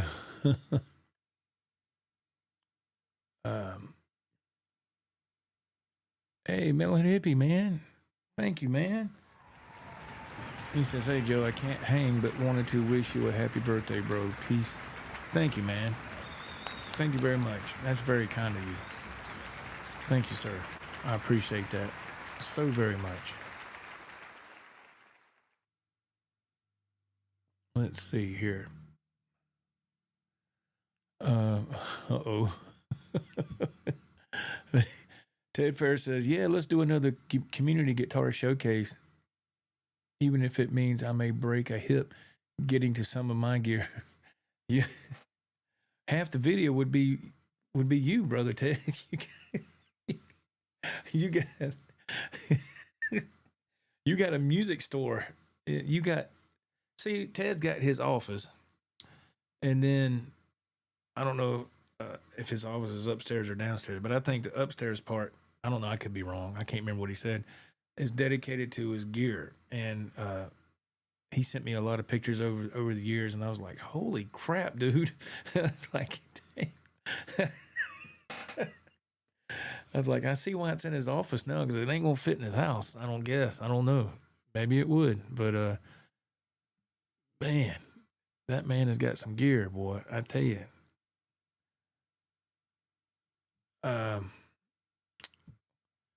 Andorama is based in Georgia. Mr. Mick says, really? That's just right down the road, man. Oh my goodness.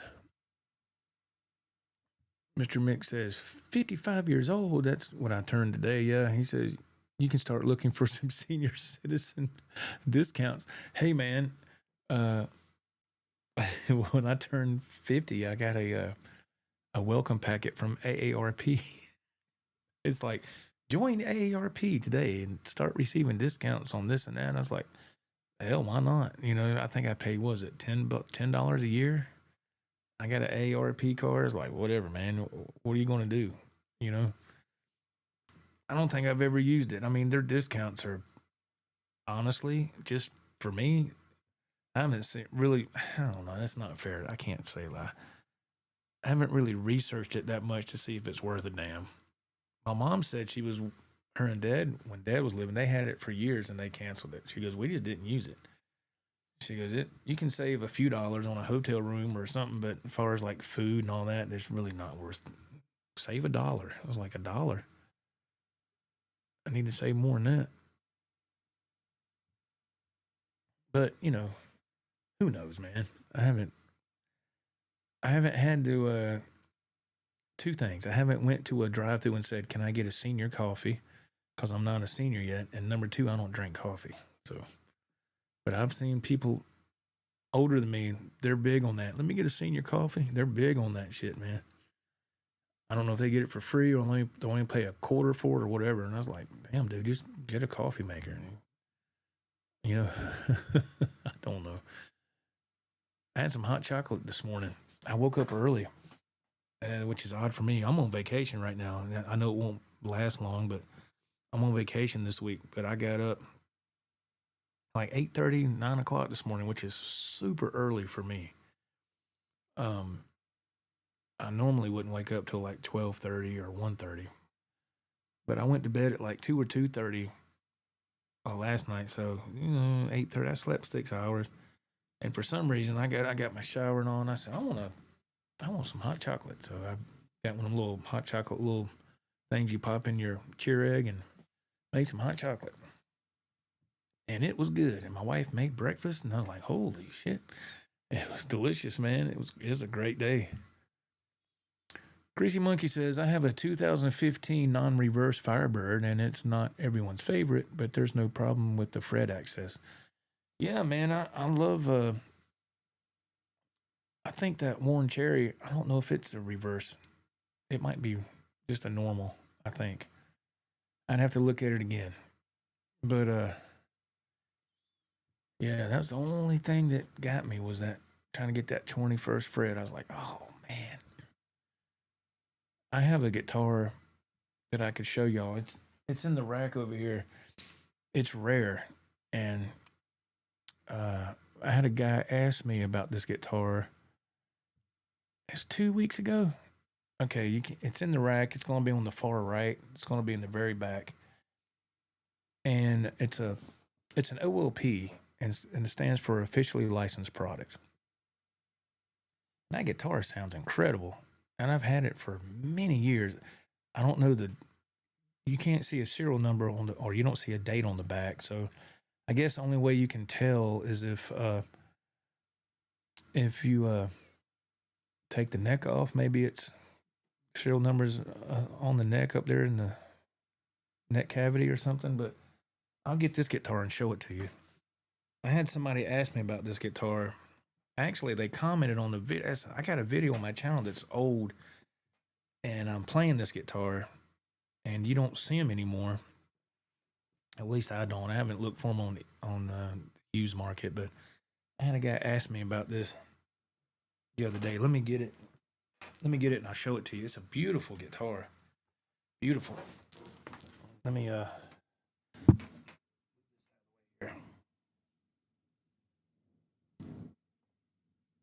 Is that a jet going over? That sucker is moving.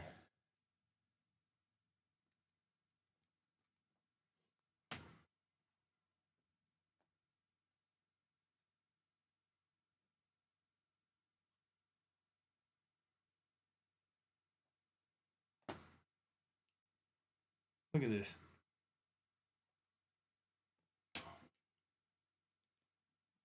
Let me do this.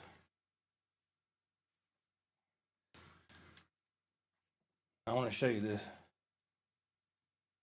This guitar here, it's a beautiful quilt purple. And it was back here in the warehouse on a stand. It's been back there for years. So I got it out and cleaned it up. I had to put some deoxit in the pickup selector switch. Now, it doesn't have a locking system. It's just a regular trim system.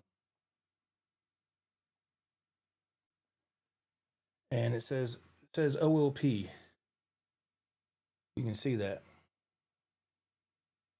That stands for officially licensed product. I think it's raining outside. Yep, it's supposed to be storming tonight. But I want to play this for you. I want to play this guitar for you and let you hear it. How amazing this sounds. With this OLP, I've had this for years. Here's some clicking here, turning stuff on. I might have to tune it up.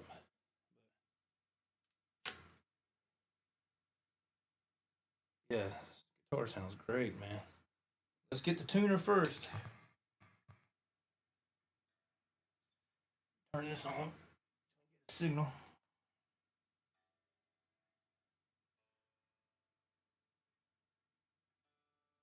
Man, it's throwing down outside.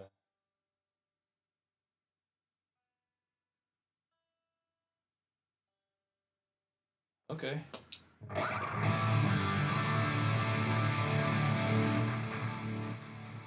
Man, this is I love this guitar.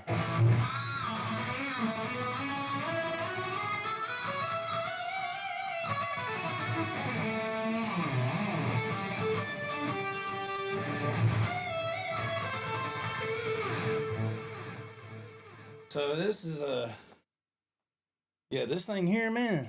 This I've had this for many years, and there's a guy that reached out to me on social media, and he commented on my video, my old video, and he said, "Man, I've been looking for one of those guitars." And then he sent me a private message and said, "Do you still have that guitar?" I said, "Yeah." And that was it. That's as far as it went, right? And so I thought, well, maybe he wants to buy it. So I reached out to him, and the dude's like, "Oh, no, man, thanks for reaching out, but I'm not in the market for one right now." I said, "Oh, I know what that means. Never mind." I know what that means. That means the old lady said, "Hell nah, cuh. Hell nah, cuh."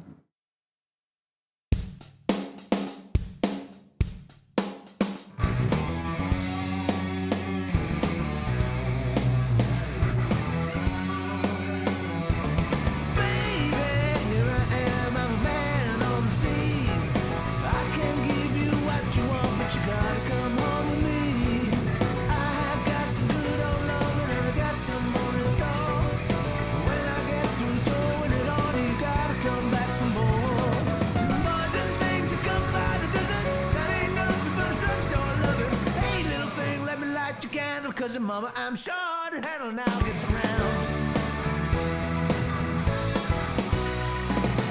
Action, speak loud in the words, and I'm a man of great experience. I know you got nothing, man, but I can love you better than him. Take my hand, don't be afraid, I'm gonna prove every word I say. I'm advertising enough for free, so you can place your ad to me. Modern things that come by the dozen, that ain't nothing but a drugstore loving. Hey, little thing, let me light your candle, 'cause your mama, I'm sure to handle now gets around. Yeah, hard to handle now. But baby, here I am, I'm a man on your scene. I can give you what you want, but you gotta come home with me. I've got some good old loving and I got some more in store. When I get through throwing it on, you're gonna come and run it back for more. Modern things that come by the dozen, that ain't nothing but a drugstore loving. Hey, little thing, let me light your candle, 'cause your mama, I'm sure to handle now gets around. Hard to handle now. Oh yeah, yeah, yeah.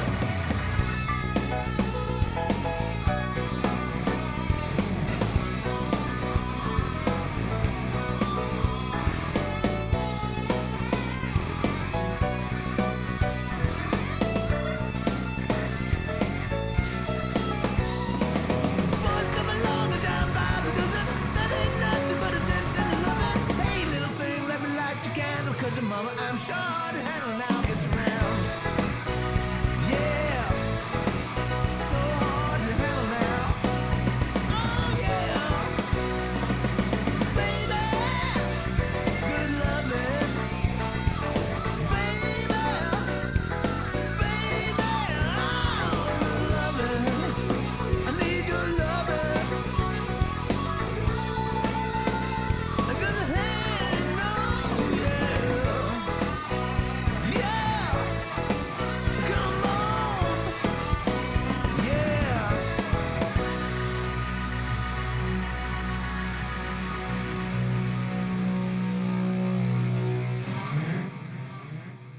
Yeah, I'm glad that dude didn't buy it. Yeah.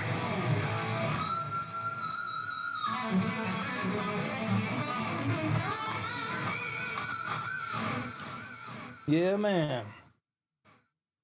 So, all right. I love this guitar. Sounds great. Let me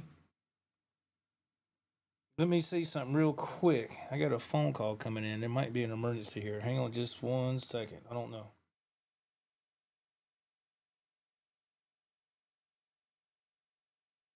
Just hang tight.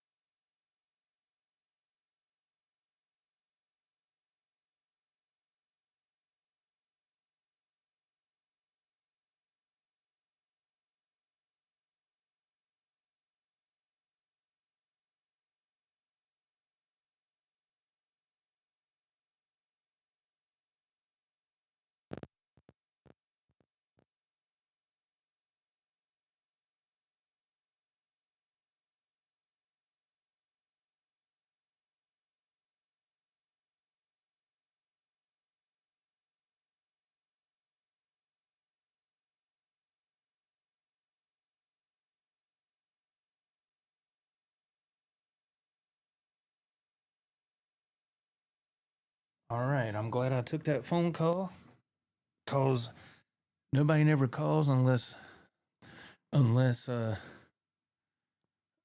yeah, there you go. Nobody calls unless something's going on, and my wife is already asleep. Now, remember, before I grabbed that guitar out of that rack, I told you I thought I heard a jet outside. Wasn't a jet. Yeah, you heard a couple of pops because I was cutting some stuff off there. I was cutting the unit off there. And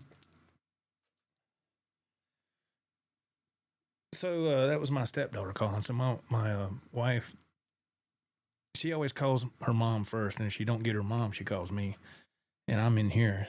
So and so when I thought I heard that jet, because it sounded like a jet, like they was doing missions or something, because that's happened before, but it's really late, and that was my stepdaughter calling, said there's a tornado that just was spotted is right down the road.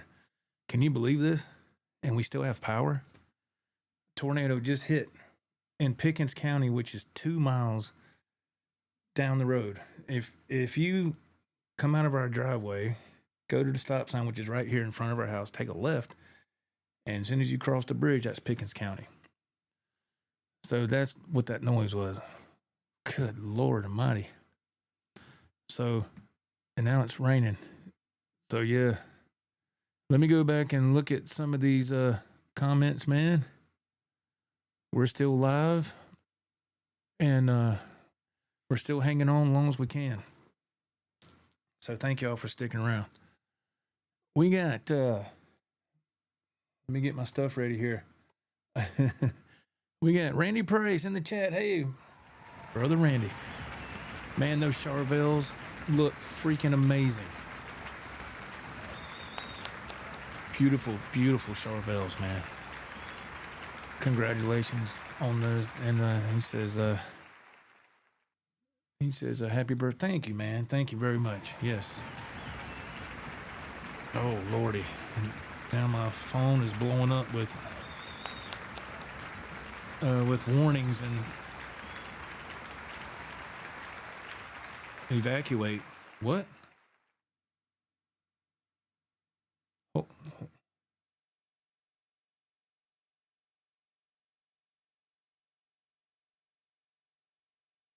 Yeah. Okay. Well, let's just sit tight. Let's just sit tight. All right. Let's. Okay. All right. Now, we're going to sit tight for a second. This might be a pretty fast, passing kind of deal. I hope so. Anyway. Let's see here. Greasy Monkey says hello. Thank you, Ted. Yeah, the purple OLP. Yeah, man. Thank you. Ted says that it sounds incredible. We need to play it more often. Yeah, I've had it stuck in the back warehouse for years. It's just been sitting on a guitar stand with my winter jackets and all this stuff in front of it, and empty guitar shipping boxes. You hear that? Hear that storm? Hear it? Uh-oh. But I literally had to move stuff out of the way and dug it out. Man, it was dusty. I had to give it a good cleaning and sprayed some deoxit on it and brought it back to life. And that guitar plays great. It's all stock. That OLP is all stock, man. And it sounds amazing. That dude, I would have sold it to him, man. I would have sold it to him. But he said he wasn't in the market. So, okay. I done changed my mind now. I'm glad I didn't sell it, because playing it right there, then and there, has show me why I love that guitar, man. You ever do that with a guitar? You know, you haven't. You're like, man, I don't know. It's like I was telling Randy about his Charvels. I had like 5 Charvels. I sold them all except one. I kept one. I kept the one Charvel that my wife got me for my birthday 2 years ago. Greasy Monkey says, yeah, what Ted said, play the OLP more often. Thank you, man. I will. And like I said, I put it, you see me put it back in this 6-rack guitar holder right here. My wife was so kind to get me for my birthday. So you got the EVH stripe, and behind it is the Guitar Max Harley Benton. It's a beautiful purple quilt as well. And then behind the Guitar Max guitar, Joe right here, is the OLP, and then you go right here, you got the blue powder, which Randy was credited for giving that name. You got the Schecter blue powder, and then behind that is my I told you wrong, man. I'm sorry. Behind the EVH stripe is the SBS. And the Harley Benton is over here behind this one. I'm sorry. And then behind the Harley Benton is the Southern Belle Strat. Man, don't even know what the hell I have in the own rack over there. I'm sorry. I just put it together today, man. So yes. Thank you, Randy. Yeah, he says, heads up, Joe. You got some nasty storms headed that way. They are here, my friend. And I think you already know that by now. Yeah. That's when I see that phone, when it's one of my kids, I got to pick it up.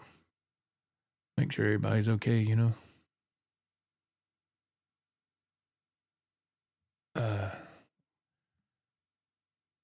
Let's see here. Randy Price, he says that yeah, I was under a tornado warning an hour and a half ago. Are you in Georgia, Randy, as well? Or are you in South Carolina? I don't remember. Or maybe you don't want to say. I don't know.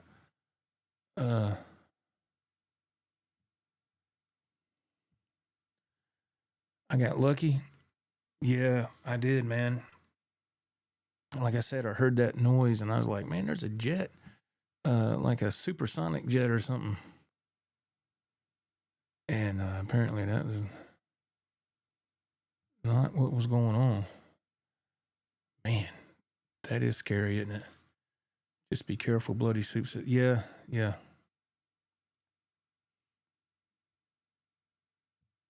Cut the stream off if you have to. No, I'm still going. Well, we know that now. I'm behind on these comments. I'm just trying to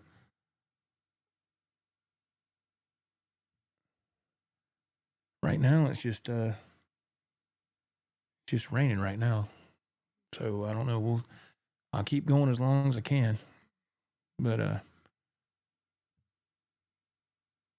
Randy chimes in and goes, all of that weather that's hitting you hit me about 2 hours ago. It's pretty quick moving. Oh, thank you. That's good to know, man. Yeah, my wife, she's passed out. She's really tired. She's been up. She didn't get much sleep last night. And God bless her. She did all that stuff for the party and everybody was over here. So she played host. And so she's wore out, man. So she told me earlier today, she goes, we were eating dinner. She said, man, I'll be glad that I'm ready to go to bed now. I was like, now? I said, it's only 6:30. She goes, I don't care. She goes, I'm give out. So, and when I came in here at 7:30, 7:45, I went to tell her good night because I said, you'll be asleep when I come in back in here. She goes, oh yeah, I'll be out. So yeah. Let's see. Randy chimes in again. Thank y'all. As long as the chat's alive, we stay alive. Pardon me. Randy says, I love my Charvels, but I'm a Charvel snob. I don't care for the newer Mexico or the Mexican-made ones. I like the 08 to the 2010 USA and 2010 to 2011 Japanese-made Charvels. Yeah, man. The ones I had, I'm not sure what the year was on them. They were excellent Charvels, man. Damn, I can't remember what the year were and where they were made. I just know they played fantastic. Man, when I put those things up for sale, they sold quick. So maybe they were pretty good. I can't remember what they were now. I just was trying to get money up because I had to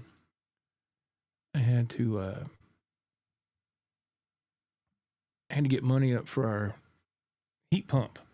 Our heat pump had went out over the winter, so I had to get money up to get that fixed. So I sold a lot of my stuff. Randy says, yeah, 35 miles east of Atlanta. Okay. All right, man. So you're in Georgia. Okay. Yeah. Yeah. That stuff hit here, boy. It's like, like, what the hell? But anyway, I think we're okay for now. And I feel like a live news report almost. Next on the Weather Channel. But yeah, that OLP is great, man. I like I said, that pickup selector switch has gave me trouble since day one. And I ordered that guitar from American Musical Supply back in the, I want to say it was the late 90s or really early 2000s. So it's anywhere from 98 to 2002. I don't know exactly pinpoint it, but I remember when I ordered it brand new. And back in the day, they were $200, and that was a steal. And the way that guitar is made and the pickups, everything, that's incredible. It's incredible. So those were around for a while, the OLPs, and they just kind of stopped.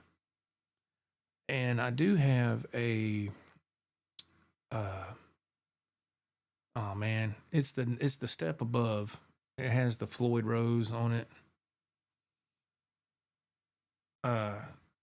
What's it? Sterling Sub. That's what it is. The Sterling Sub. I got that. And it's red. It's the quilt red. And I bought it a long time ago, and I got it for it was off of eBay. That's how long ago it was. And it was everything all in was $250. That's it. I still got it. It's back here somewhere. I'll never get rid of that. That's on the same quality as the OLP, the purple quilt. It's the same. It was the step above. It's called the Sterling Sub, and it's got a Floyd Rose on it. Man, that thing is great. That thing is fantastic. And I need to dig that out. I just don't feel like going through all those cases, man. I'm not kidding you, man. They're damn. But let's see. Randy chimes in. He says, the years of Charvel's I like have Cortison necks and top mount Floyds. The Mexican made started the recessed Floyds in 2013 and went to the flat sawn two-piece in 2015. Okay. Well, I know the ones I had. Well, let's see. I think I might have had a couple that was like 2015, I think. But man, they played great.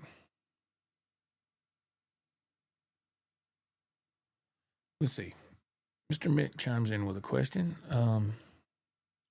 Joe, did you use the Boss Katana Tone Studio online to use all the effects and amps they offer? I did not on the new Katanas that I just bought. I didn't, but I did on the Katana 100-watt head that my wife got me for Christmas about 5 years ago, whenever it was. I did use that then, and I was able to download what I wanted or kind of make my own couple of tones I was happy with. But I just remember, it might be different now, Mr. Mick, but I remember back, and I'm not really tech savvy now, but I really was bad about tech stuff back then. But I remember the site I went to where it was not user friendly. I had to call customer support to kind of walk me along on what to do, because there was a dude I knew. He had a Katana. Don't you hate when people do this? I can't stand this shit, man. Pardon my French. I hate when people do this, man. There was a dude I knew that had the Katana 100-watt head at the same time I got mine all these years ago. And he told me, he goes, well, if you get on the site, you can make your own tones, or you can alter turn the presets into your own and save it. He goes, but you need to, it'd also be helpful if you bought the foot switch. And the foot switch back then was $100 extra. So I got a foot switch. You don't have to do that, but it's easier to access the banks, right? So he was like, well, I went on their site and I did this and that, and I got these tones. And I said, well, can you help me? Can you help me with that? And kind of, walk me through it or something. He said, nah, man, just call customer support. What a dick. I hate when people do that. Like, what damn secret are you holding, man? There's no secret. He just didn't want to, he just thought he had something held over my head. I hate when people do that, man. They're supposed to be your friend. Well, needless to say, we ain't been friends in years because he's an asshole. So, but, so I was like, all right, then, F you. So I ended up, every time you get something new, man, or whatever, it's always a learning curve. But if you can have somebody that kind of helps you, it doesn't take much, or make a video on YouTube and saying, hey, here's how I do this. If you want to learn, and I've made videos on YouTube on stuff like that, and I've sent them to friends who asked me about the Rodecaster Pro 2, man. And I learned it from I learned this. Whoops, I'm already on that. Let's see. Sorry. When I first heard this product here, I had heard Ryan's channel, OU812, and there was a couple other people that had it, and so I got me one. And I reached out to Ryan. He was nice enough to take some time with me and walk me through the basics. And then when I got through those basics, I was able to, when I understood that, I was able to get on YouTube. And now they have more videos about it too now. I was able to get on YouTube and go even further. But to have that little bit of, just that little bit of basic knowledge to kind of give you a little push, I don't know why people won't do that. I always had trouble with that too. I was like, I never could understand. It was like people didn't want to say it. Like, no, man, I can't give away my secret. I was like, dude, it's not a freaking secret. And you got a piece of gear that's available to anybody that wants to buy it. And I mean, come on, man. One of these days, you're going to need some help. Don't come to me. Talking about that person, that I won't name. Wow, what a rude person, Anyway, let's go back and look at some. But yeah, Mr. Mick, I did not for these katanas. I did not, sir. I'm sorry. That was a long-winded answer. I didn't mean to go off in left field. But I'm sure it's a lot user friendly now. But I didn't for these. I just like I said, I put them on clean. I just put both amps on clean, and I ran my pedal board. I got a Zoom G1 Xfour processor on the board, and I ran the Eventide, micro pitch. Had to look at it so I could use both amps in a kind of a wet setup. And let's see. Randy says, talking about Charvels, he says the Mexican Speed C necks are a little thinner. That might have been what I had. But I love Charvels, man. I don't care where they're from. But there's nothing wrong with liking what you like, man. Let's see here.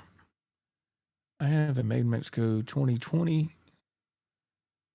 signature SoCal. Yeah, and I love it. Yeah, I love the SoCals, man. Yeah, when I went to go to Guitar Center with my friend Ralph, is a 2 or 3 months ago, Guitar Center here in Greenville, and I was going to get a SoCal. It was the white one with the gold pick guard and the gold hardware, and I had my eye on that thing for a while, man. I went there to go get it, and I'd be dang if it was gone. It was sold. So that's when I bought the Ibanez Blue Angel. I bought that. It was used, but I've only played that guitar twice. Can you believe that? I bought the guitar. It had a little chip on the back, on the upper horn. A little piece of the paint was. I just took a blue Sharpie and colored it in. I didn't care. I like the guitar so much. I was like, the hell with it. It's got gold hardware and I put a gold Godot trim on it, and I still kept the Ibanez gold trim that came with it. It was pretty oxidized, but it could be cleaned. But I put a gold Godot trim on it, and that guitar plays great. I need to break that guitar out and play it some more too, man. I need to, man. Lord of mercy. Let's see here. Made in Japan guitars, I believe, are excellent generally. Yeah, I've always heard that. I've always heard that Japanese guitars are incredibly great in quality. Yeah. Talking about doing tech stuff and asking somebody for help that knows, but they don't want to share it with you. Yeah. Blue Monk says that is crap from that dude. Yeah. Yeah. That was years ago, man. Yeah, that's shitty. F that guy. Yeah, Randy said. Yeah, it was.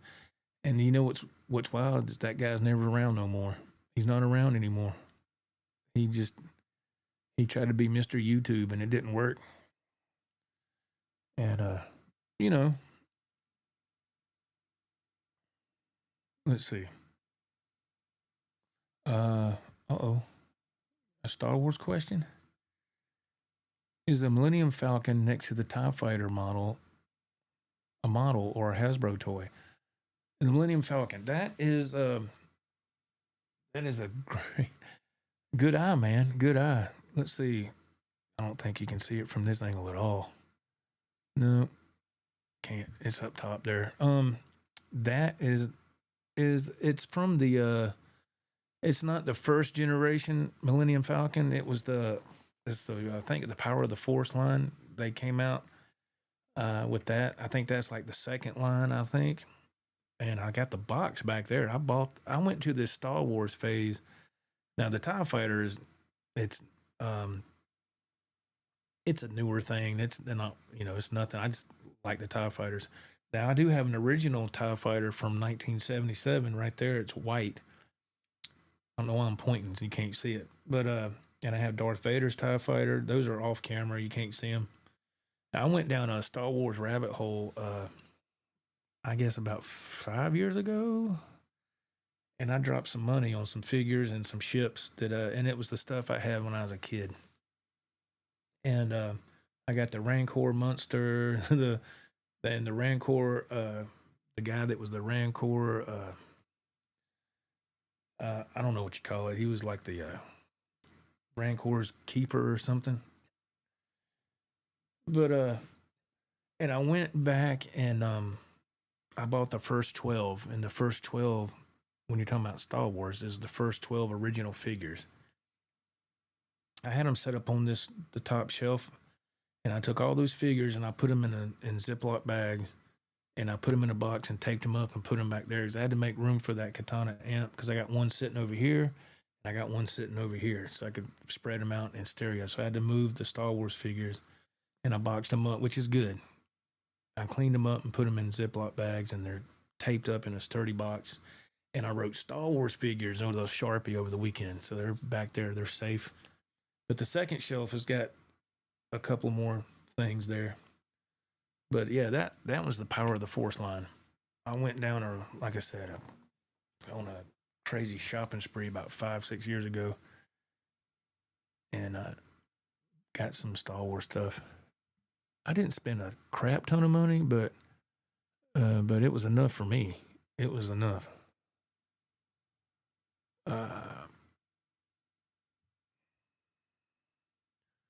Let's see. Blue Monk says, I will full up say I'm a Boss fanboy. I love Boss products, man. I love Boss pedals.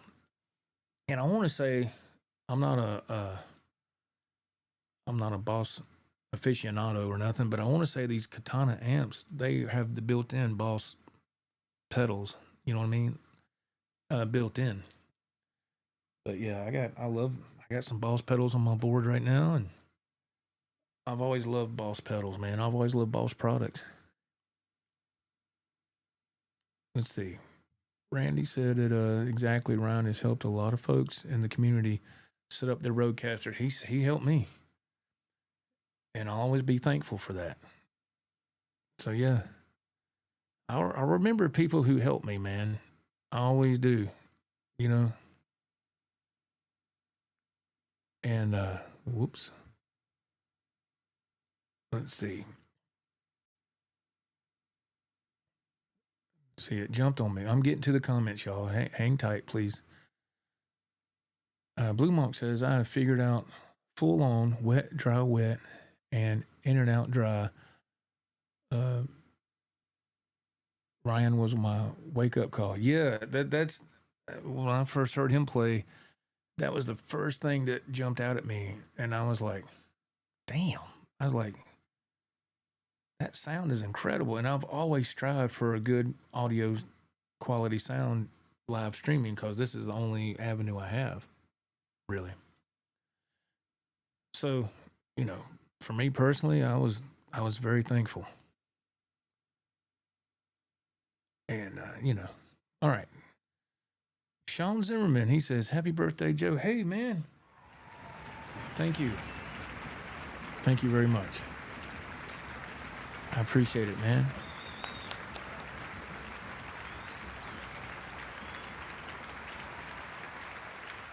Oh, man. My, good Lord. Mr. Mick says, maybe sometime you could do a live show and show us all. I can do one better than that. I can send you the link to the video I did with the Rodecaster. And, or if you want to email me, I can send you that. Or, I mean, I would make it public, but I don't think a lot of people really care. But people who have reached out to me about this Rodecaster, I'd send them the link to the video I did. And my video is just basic startup stuff. I mean, you can find a lot of stuff on YouTube about it. And, but I made a video and, kind of does the basic, I made the video and then not long after that, I understood how to make, 2 tracks into one and make that 1 track stereo. And there's a video. So there's 2 videos. So I'll be more than happy to send you those links, Mr. Mick, if you want to see them. I'll put my email in here. And it's not a really, like I said, I'm not an expert at it, but it's enough to get somebody started. Let's see, am I doing this right? Okay. Okay, let's see. Yeah, I have when it comes to stuff I use, there's no secrets here, man. I don't mind trying to help somebody or what. And there's been videos I made and put out there about what I do with my gear. And you always got the smart Alex that say, hey, you didn't do that right, or blah, blah, blah. No.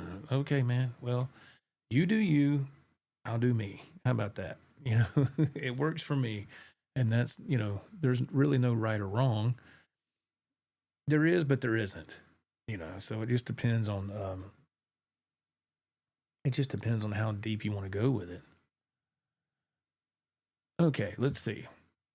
Bloody Soup says, it's funny you brought up the Ford Ranger about not fitting a hard shell case in it for a guitar. I probably had a hand of building that truck. I worked at the Ford in the Twin Cities assembly plant. Hopefully it's held up nice. Yeah. Thank you, man, for saying that. I actually took Little Red. I call my Little Red Ranger, I call it Little Red. And my other pickup truck I had was a big, it was a Dodge Ram 1500. It was it was a 2007.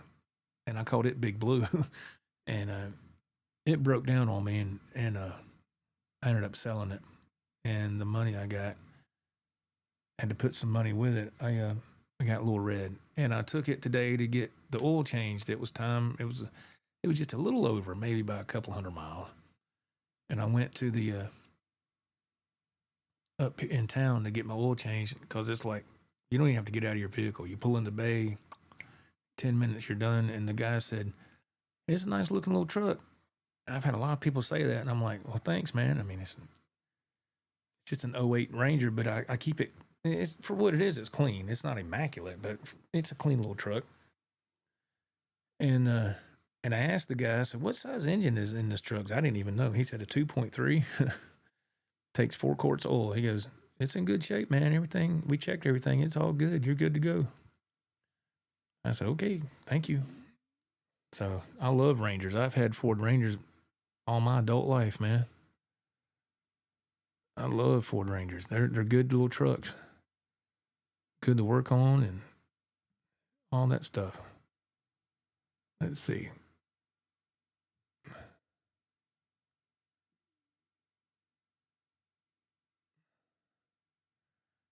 Oh, yeah.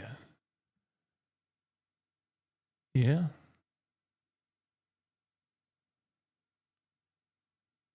Oh, okay. Greasy Monkey used to work for Hasbro in Texas pre-NAFTA. Dang. So yeah, it is a Hasbro product. Yeah. Oops. Yeah. And what was that had all the Star Wars stuff when I was a kid? Kenner had it, didn't they? Yeah. I think Kenner had that contract for years. Yeah, Bloody Soup says, Greasy Monkey, that had to be cool. Can you imagine looking at all the stuff that they were making for the time?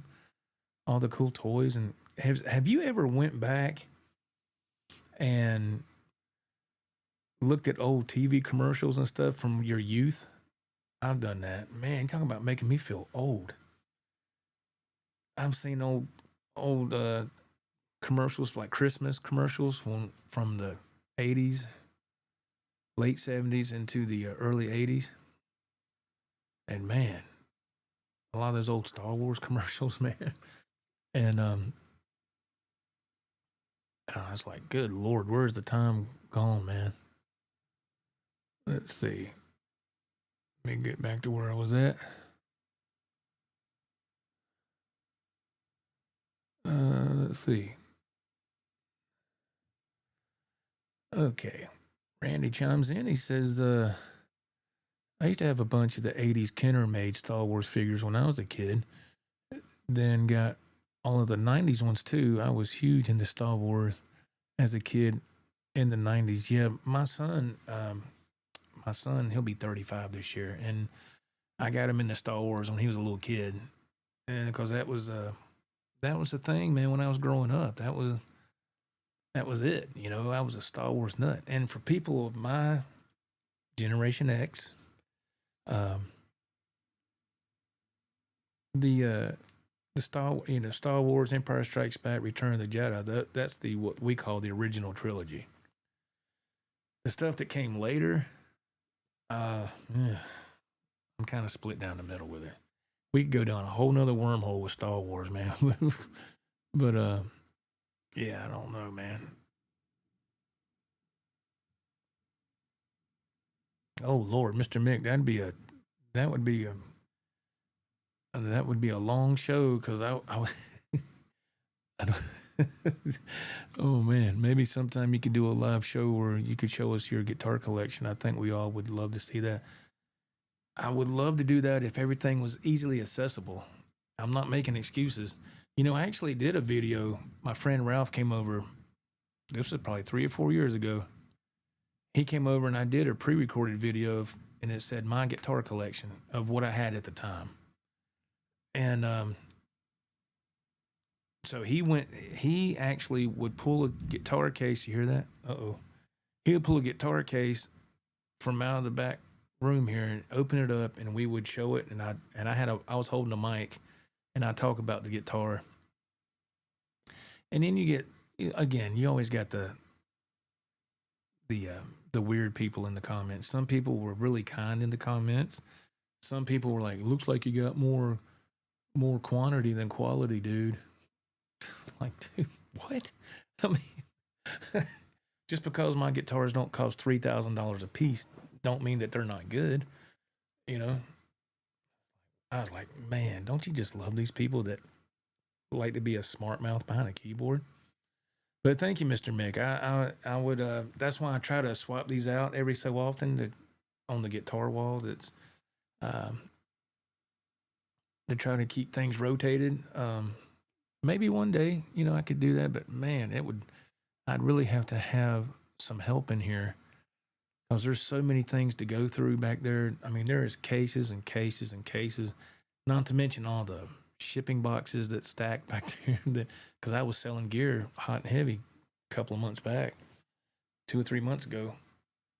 And I still got those boxes because I was like, well, as soon as I get rid of them, I'll end up selling some more guitars and have to buy some more boxes. So, but yeah, that's something to think about. That'd be a good stream, but I don't have my guitars. A lot of my good stuff I sold, well, what I consider good. But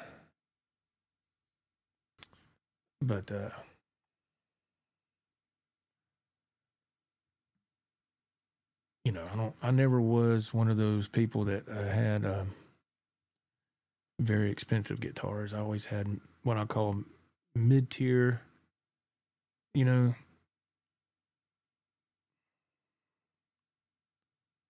Let's see. Okay, let me go back. Okay, I'm trying here.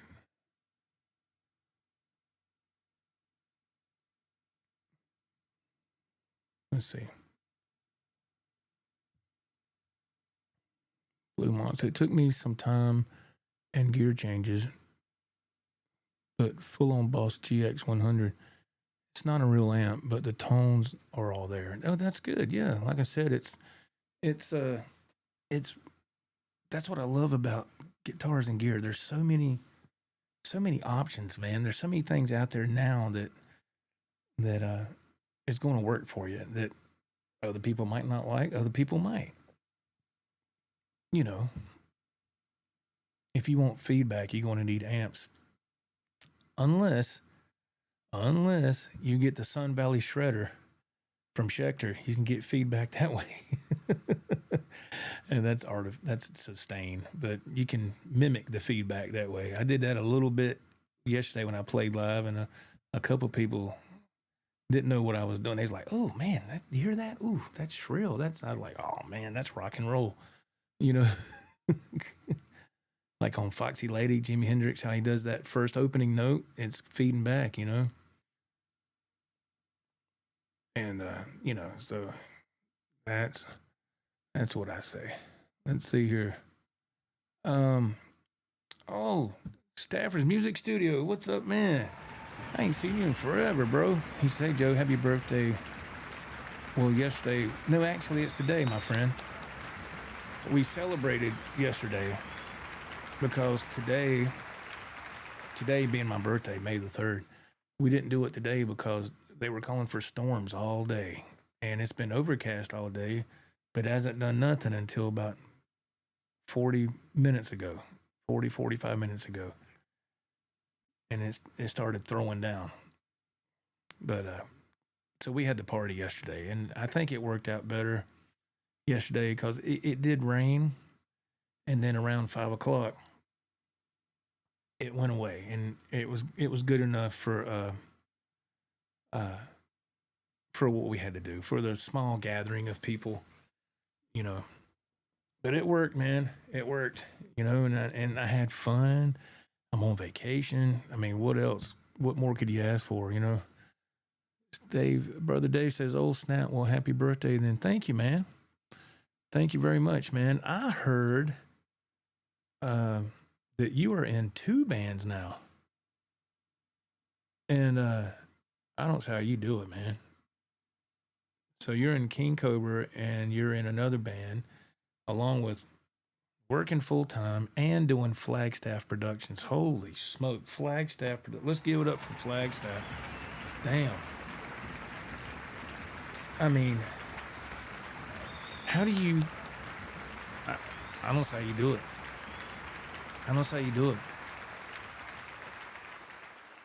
Man, I don't say how you do it. I really don't.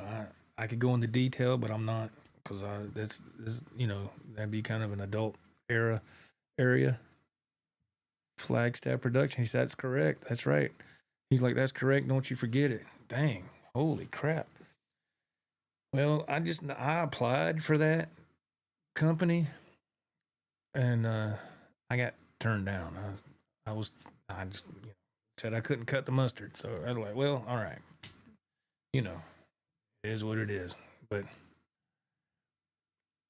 anyway, being in 2 bands and working full time, and then also doing Flagstaff Productions in the adult side of things, that's incredible. I don't know, something is wrong with me. Dave said, no, it ain't. There ain't nothing wrong with you, man. You're living life. You're living life, and more power to you, man. I would love to be just in one band, but I can't even do that. I mean, that's why I wanted to play live out here in my backyard for a dozen people, because I want to play live so bad. I mean, you know what I'm saying? But I mean, I went to a place down the road last weekend, and there's this little restaurant in town, and I went there and I asked the owner if he wanted any live music, like on Friday or Saturday night, just me doing a one-man band like what I do here. And then he seemed interested now. Seeming interested in actually contacting me. That's 2 different things. But I gave him my information. I don't know. I got to check on a couple more places in town. I might do that this week while I'm off. But I'm going to tell you what, setting all that stuff up yesterday, for that little backyard, that was a lot, man. That was a lot of stuff just for me. Now, when it was all said and done, and when my son was there, he helped me break it all down and get it all put up. But man, I was like, man, I definitely feel my age. I was sore as hell this morning when I got up. Oh, there's Jimmy. Guitar Meets Science. What's up, bro? What's up, man? Y'all check out Guitar Meets Science, man. His channel is awesome. Jimmy, congrats on your channel, bro. That channel blew up, man. Jimmy said, you know what? I got this figured out. This is what I'm going to do. Boom. And he went off to the stratosphere. Good for you, Jimmy. That's awesome, man. Congratulations, man. That is incredible. I'm still doing the same BS over here that I was doing 5 years ago when you saw me. Jimmy's like, yeah, I see. I'm just kidding. I'm just playing, man. Jimmy's a good dude, man. A nice guy. Great to see you, man. Hey, same here, brother. Yeah, he is a, and I'm not just saying that. He is a super nice dude and very smart too. But yeah, man. Damn, it's doing some storming. I think them storms are coming back around. And we were sitting here a while ago. I was sitting here talking to the chat, and I got ready to go grab a guitar and play something, and I thought I heard a jet fly over. It wasn't a jet, man. It was real heavy winds, and 2 miles down the road, a tornado was spotted. And my live on the air, my stepdaughter called me, so I had to mute the mic, and I took the call because she'll call her mom first, and if her mom don't answer, she'll call me. So if she's calling me, that means something's up. So I took the call, and she said, yeah, a tornado was spotted 2 miles down the road. I said, oh, my God. So that's what's been going on here, y'all. You know, Dave and Jimmy. Crazy stuff. But, yeah, man, it's been a interesting stream, to say the least. But it's been nice, man. It's been nice. I love doing this on Saturday nights, man. It's the only time I can really do any content is on a Saturday night around this time. So I just started to go live and, I don't know, and converse with the chat. And like I said, if anybody ever wants to jump on sometime, you're more than welcome to do that. And I owe Leo Metal Guy an apology. I was supposed to send him a link. We was going to do a test run last night. It just didn't work out. So Leo, if you watch this, I'm sorry. I'll send him a text to tell him it just didn't work out. I did the outdoor jam, and by the time all that stuff was done and I got in here, man, I was whooped. And I didn't have time to do it today because we had company, and then everybody left, and then my wife and I had dinner, and so I couldn't do it then. I was going to do a test run with him. That way he kind of understand what to do when he get on here. But but otherwise, I've just been doing it solo, man, for a while, and that's cool. Jimmy, Guitar Meets Science, he says, Joe, you are too kind, brother. But if you want to keep getting my 2,000 a week, stay kind to me or else. Damn, no, he didn't say that. Jimmy, it's all good, brother. You're really kind too, man. And Stafford says, I heard you need to lay in the bathtub if a tornado gets close, or tune into my Flagstaff station to get another kind of lay. Dang, Dave. This is not... come on, man. Keep that on your adult side of things, will you? You got a channel for that? I'm kidding, Dave. I'm kidding.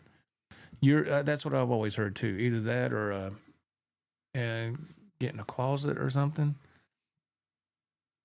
Right. Yeah. And really, I've looked up stuff like that on YouTube, and it used to scare the living crap out of me. I used to have nightmares about tornadoes when I was a kid. And then when I get older, what comes out? Twister. Like, yeah, let's watch this. Glutton for punishment, man. Dave says, I just stopped learning new songs and seeing you were live. Thank you, man. Learning some new songs. Dang, Dave. You got it going on, man.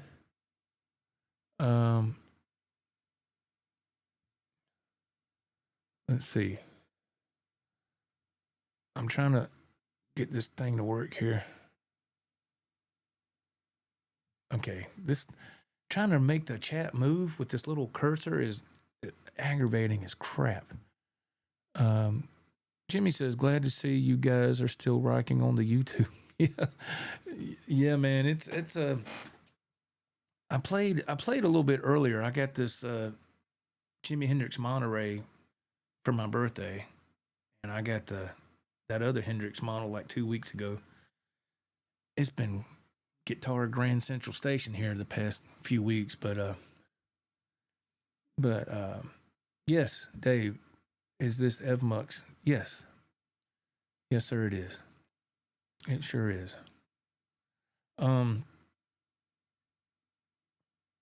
So I was playing that a little bit tonight earlier with the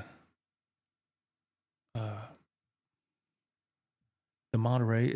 I love it. I've always wanted a Monterey Strat, a Hendrix model, and we finally got one. So I say we. Who's we? Me and whoever else. I don't know. Jimmy, Guitar Meets Science says, man, you got me cracking up over here. Oh, Lord. Oh, Lord.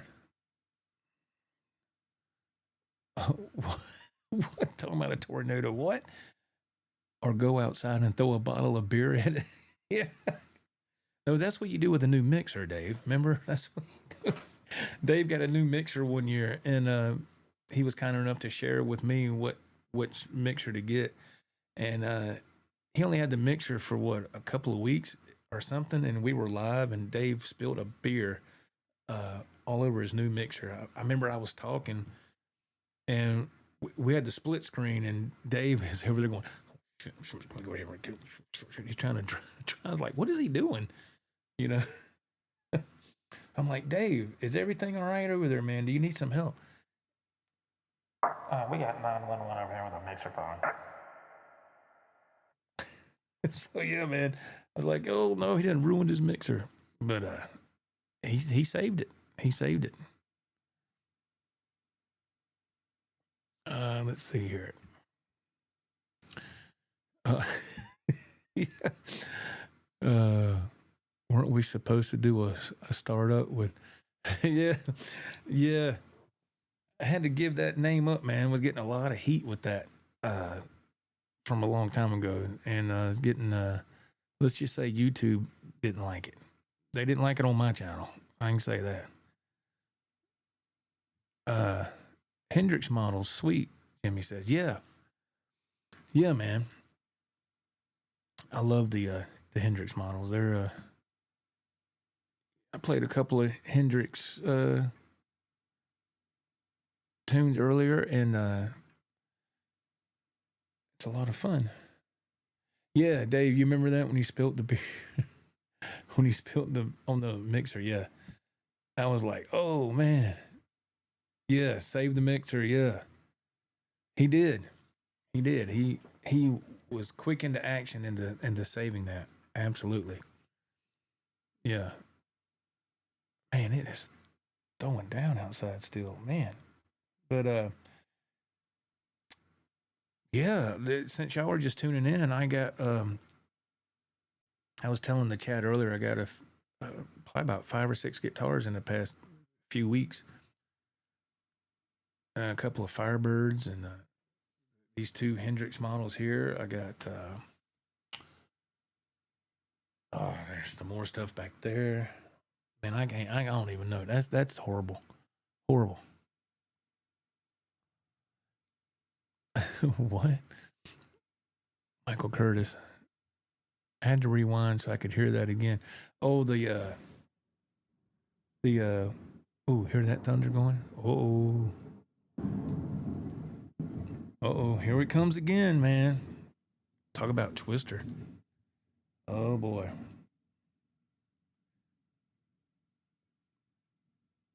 Everybody, please remain in your seat, please. This is an emergency test. Please stand by. You hear the thunder rolling outside.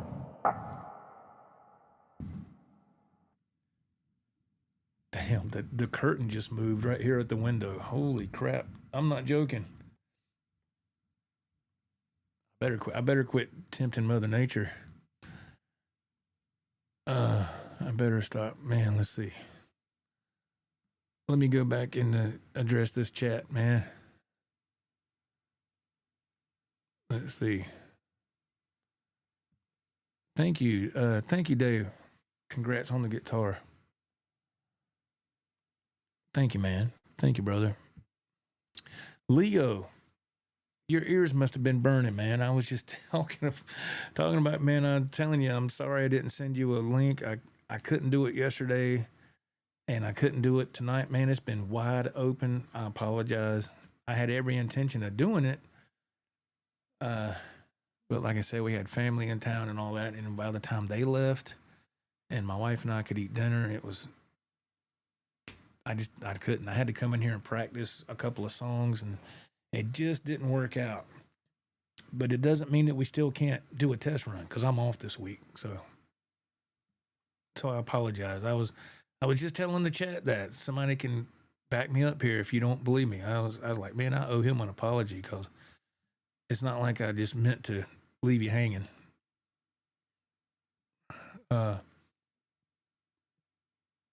Jimmy, Guitar Meets Science, check his channel out if you have a chance. It's a great channel. He says he's jealous here in Arizona. It's only sun. Oh my goodness. Yeah, it's throwing down here right now. And it's let's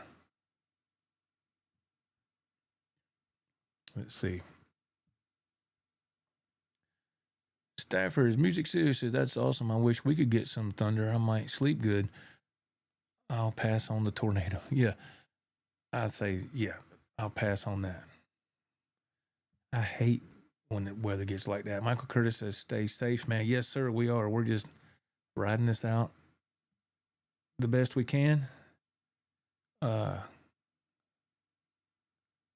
see.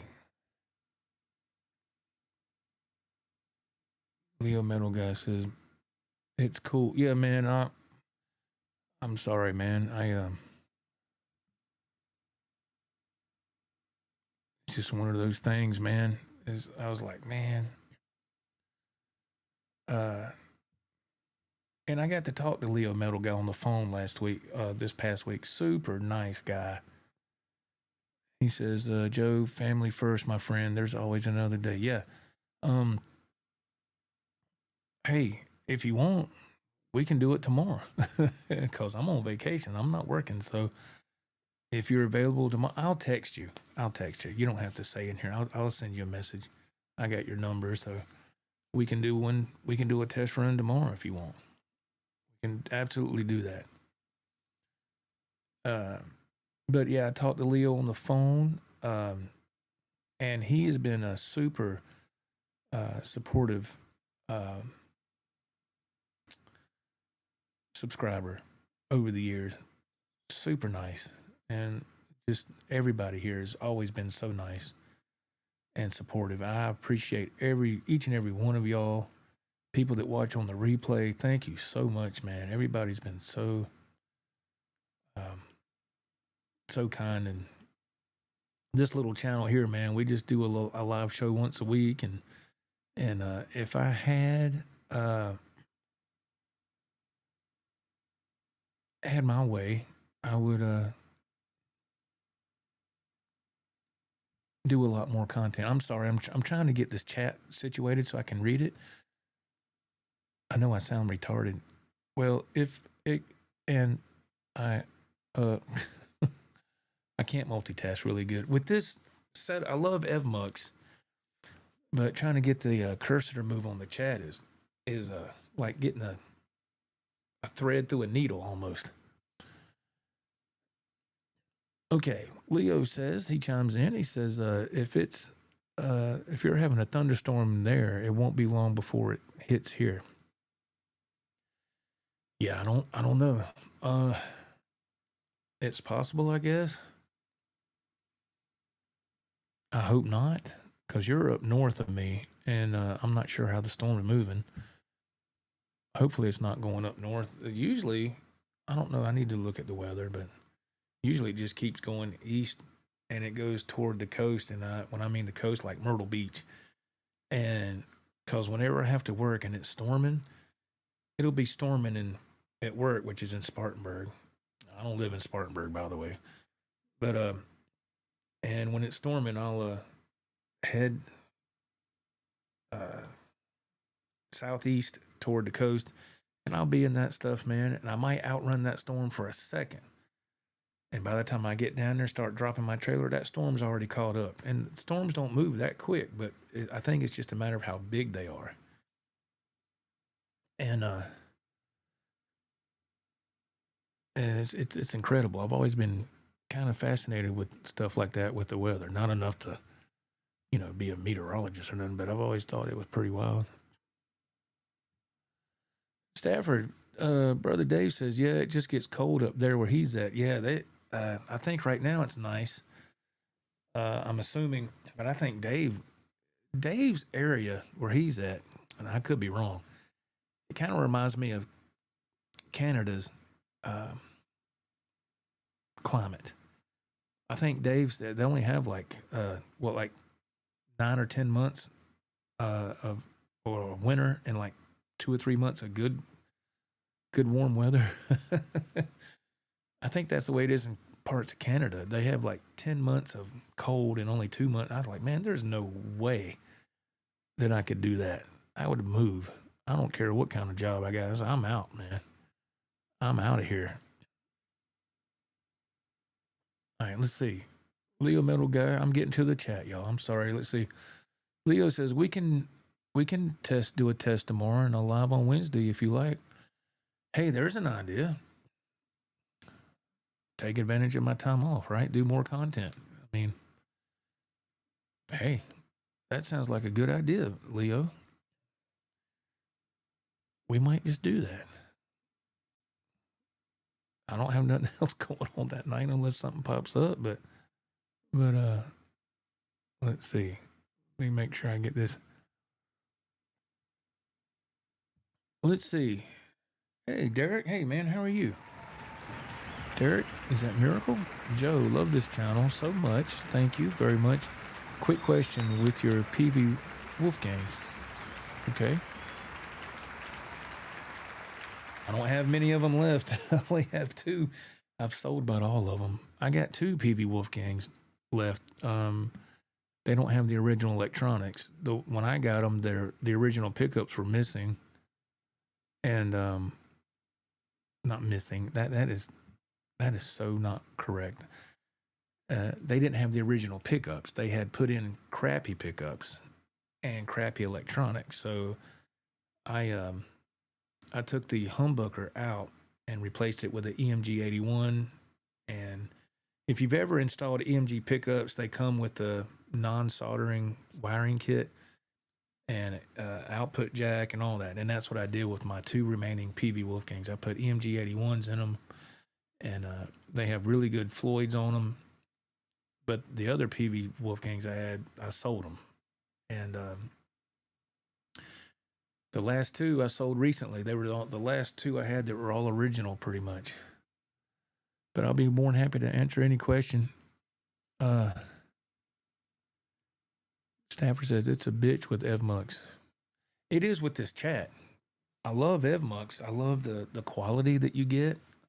The audio quality and all that is great. But trying to get that chat to move with this little cursor that's aggravating. Dave said, unless you're like me, I can do anything. You can't. Dang. Thanks, Dave. Dave said, hey, dude, I can build a house. He can. He built his house. I can't. I can't build nothing. Let's see. Derek has a question, man. He says, when you upgrade the trim or locking nut, do the regular Floyd parts fit the PV trim? Yes, they do.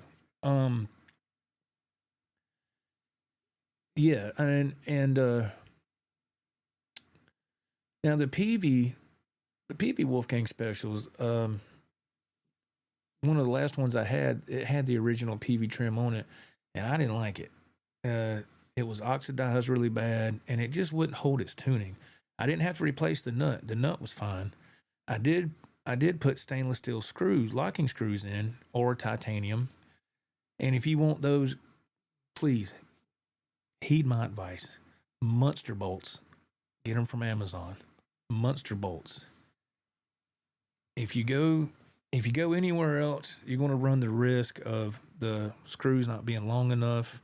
When you put the one in for the low E and the A, it's not going to be long enough, and it won't catch. The threads won't catch. Don't get them from. It's another brand name competitor. I can't say the name. They have 2 letters at the beginning of their company name, and then another name or another word for the last part of their name. But if you go to Amazon, Munster bolts, get the titanium locking screws there, and they're long enough. They work, so you don't have to replace the nut. But I would suggest upgrading the locking screws. And yeah, so when I took that PV trim off, I put a Godo trim 1996T. It fit fine. I didn't have to route nothing. I didn't have to do anything. Now, also, I upgraded the post as well to Floyd Rose 1000 post. I did that too, just to be on the safe side, because sometimes those posts, the stock ones, sometimes can be soft metal. So I hope that answers your question, Derek. And thank you, man, for such kind words here in the chat. Let's give him a round of applause for that, man. That was just nice, super nice.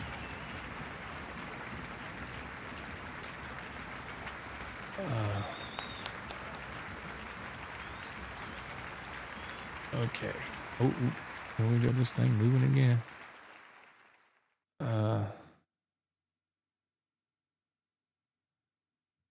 Okay, Guitar Meets Science. I think I'm right. Got to run, but I'm glad I could be able to pop in and chill with you guys. Keep rocking the YouTube, Joe, Dave, Leo, and everybody. Thank you, Jimmy, man. Thank you, man. Such a nice guy. Check him out. Guitar Meets Science. He deserves every bit of success that he's got going on right now. See, man, good things come to good people. Yeah. Dave Stafford, if good things come to good people, that means you won't get nothing. Dang. Dave, what in the world? Like Ralphie and Christmas Story. I'm kidding. Dave didn't say that. I'm just aggravating Dave. I'm just aggravating brother Dave, man. Dave Stafford's Music Studio, myself, and R2R3 Lockinut did a show on his channel for, what, Dave, a year and a half? We did a podcast on his channel for like a year and a half. And we always had a great time, man. A lot of fun. And Dave said, to hell with all y'all. I'm getting in 2 bands, and I'm going to actually play music instead of talk about it, which Dave said, he took off. He's like, I'm out of here like a dragster. He's gone. I don't blame you, man. If I had the opportunity, the opportunity presented itself to me and I was able to get in a band, and if my schedule would allow it, man, I'd be all over that. So congrats to you, brother. I think it's amazing.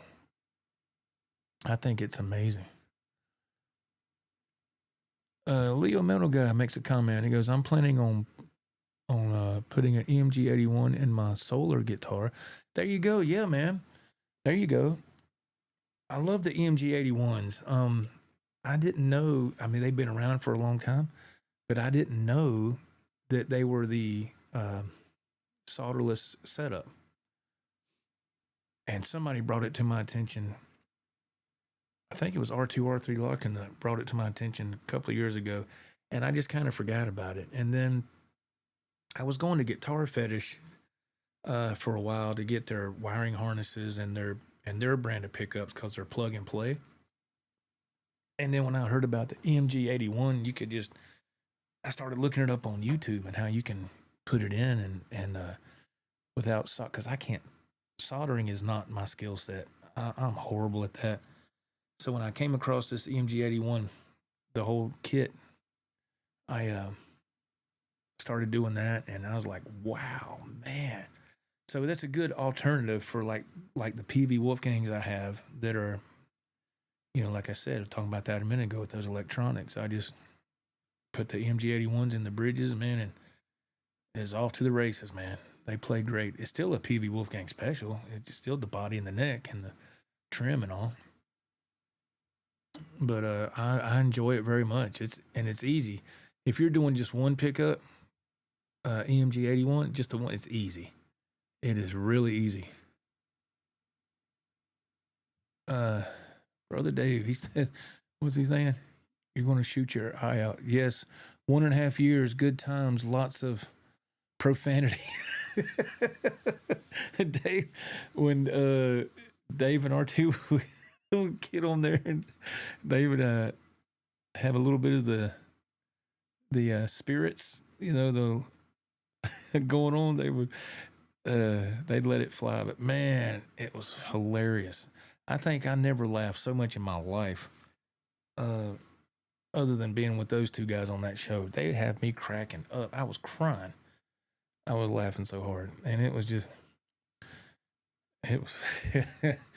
it was funny, man. And Dave has no filter. He just lets it roll, boy.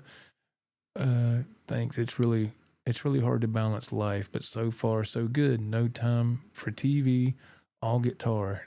If I have any free time, plus no free time and trying to make time for guitar. Yeah, man. Well, that's awesome, dude. It's you're doing what I only wish I could do. Dave's like, yeah, you can say that again, bitch. Oh, no, I'm kidding. Let's see. Leo Metal Guy, he says, I like the pickups in it, but they just can't beat the MG 81. Yeah, Yeah, I love the MG81, man. I love it. I love it.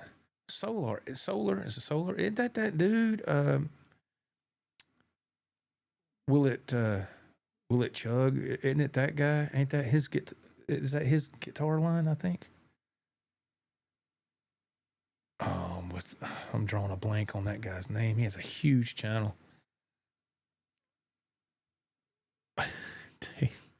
Dave says, I have a filter, just not on my channel. Yes, thank you, Leo. Yeah. Ola England. There you go. I'm sorry. Yeah. I missed a comment up here. Let's see. Hang on. If I can get this to work. Oh, man, I had it in it. Let's see.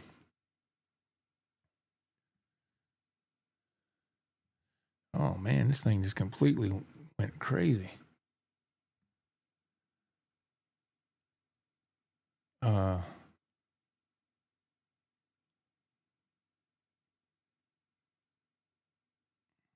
Something about here we go. Epiphone. Oh.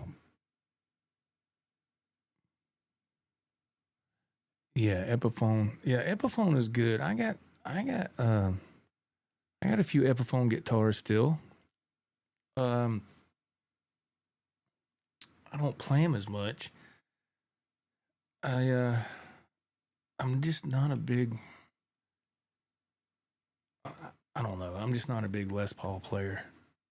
I still have that Leo James guitar that I saw Stafford have a few years back. It's got the American flag on the front, and you could get that guitar for under $200 off Amazon, and it's to me the quality of that is the same as a great Epiphone. It's just incredible. The playability is amazing with that guitar. I played it a few times, and it don't need anything. For what it is, it's great. I was like, man. Stafford, Joe, how many Wolfgangs do you have left? If you mean as far as the PV Wolfgangs, I have only 2. The EVH ones, I don't have any Wolfgang specials. No, I have one. I have one EVH Wolfgang special. It's the Bumblebee Relic. I have that one. And then the others I have are the EVH Wolfgang Standards. I probably have maybe 3 of those, maybe. 3, I think.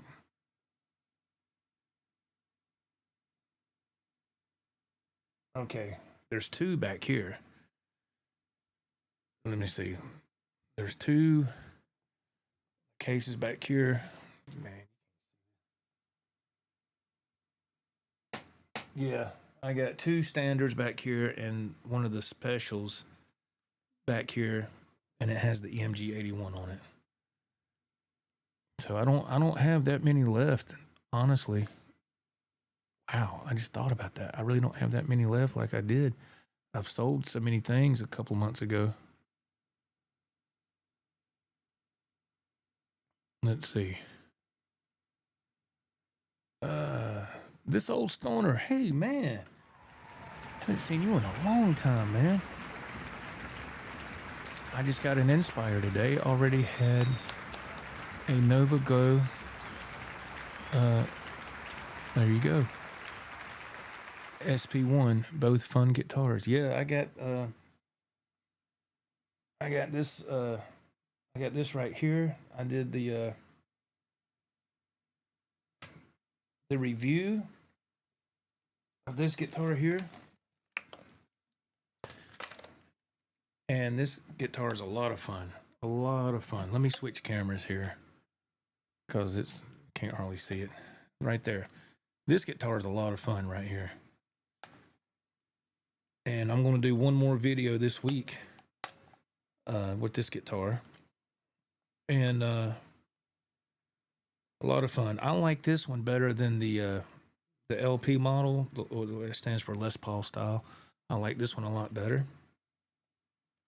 And the hardware and everything is great on this guitar. Yeah. Listen to how it resonates, man. It's just...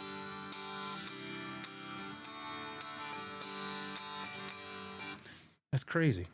Here's a quick guitar lesson. Free falling.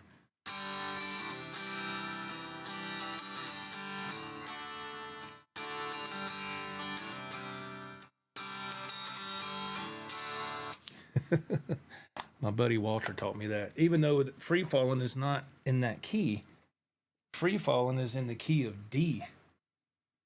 But my buddy Walter taught it to me years ago. And when you play it in that G, C, and D, when you play it live that way, nobody knows the difference. But free falling is played in the key of D with a capo. But anyway, that thing resonates like crazy. And that's not even plugged up to nothing. But good for you, Stoner, man. That's awesome, man. That is awesome, my friend. Let's see. Leo Metal Guy, he says, Joe, the Thunder Horse will make you crush your battle opponent's balls. Wow, man, that's crazy. This old Stoner, he says, I saw your review on the Inspire. Awesome, man. That's awesome. I got a great deal. That's awesome, man. That's fantastic. Fantastic.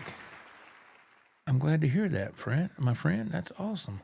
Yeah, those guitars are fun, man. They're fun. If you're going on a trip, and you can't afford to take an amp or anything, and you just want something to take with you. Let's say you're going on an overnight trip, or you're going to be gone for a couple of days, and you'll be able to make it back to your gear without having withdrawals, right?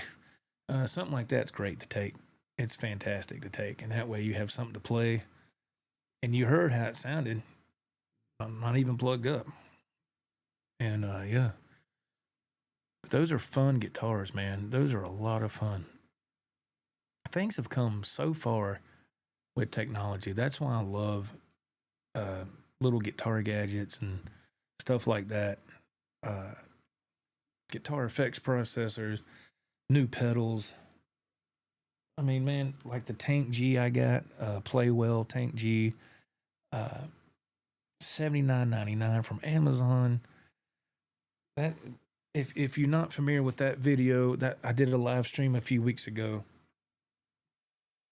and I did a live demo on my channel with the Tank G. It's a guitar effects processor, and for what it is, it's incredible. I still use it. I still use it now. Still.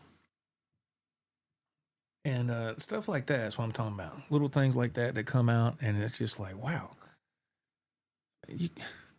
$79, you can't beat that. 8-10 years ago, there's no way you could get a decent effects processor for that money. There's no way. Leo Metal Guy says he's got to go, man. Head out. Okay, brother, thank you. Thank you very much, man. I'll send you a message in the next couple of days, if that's okay. Absolutely.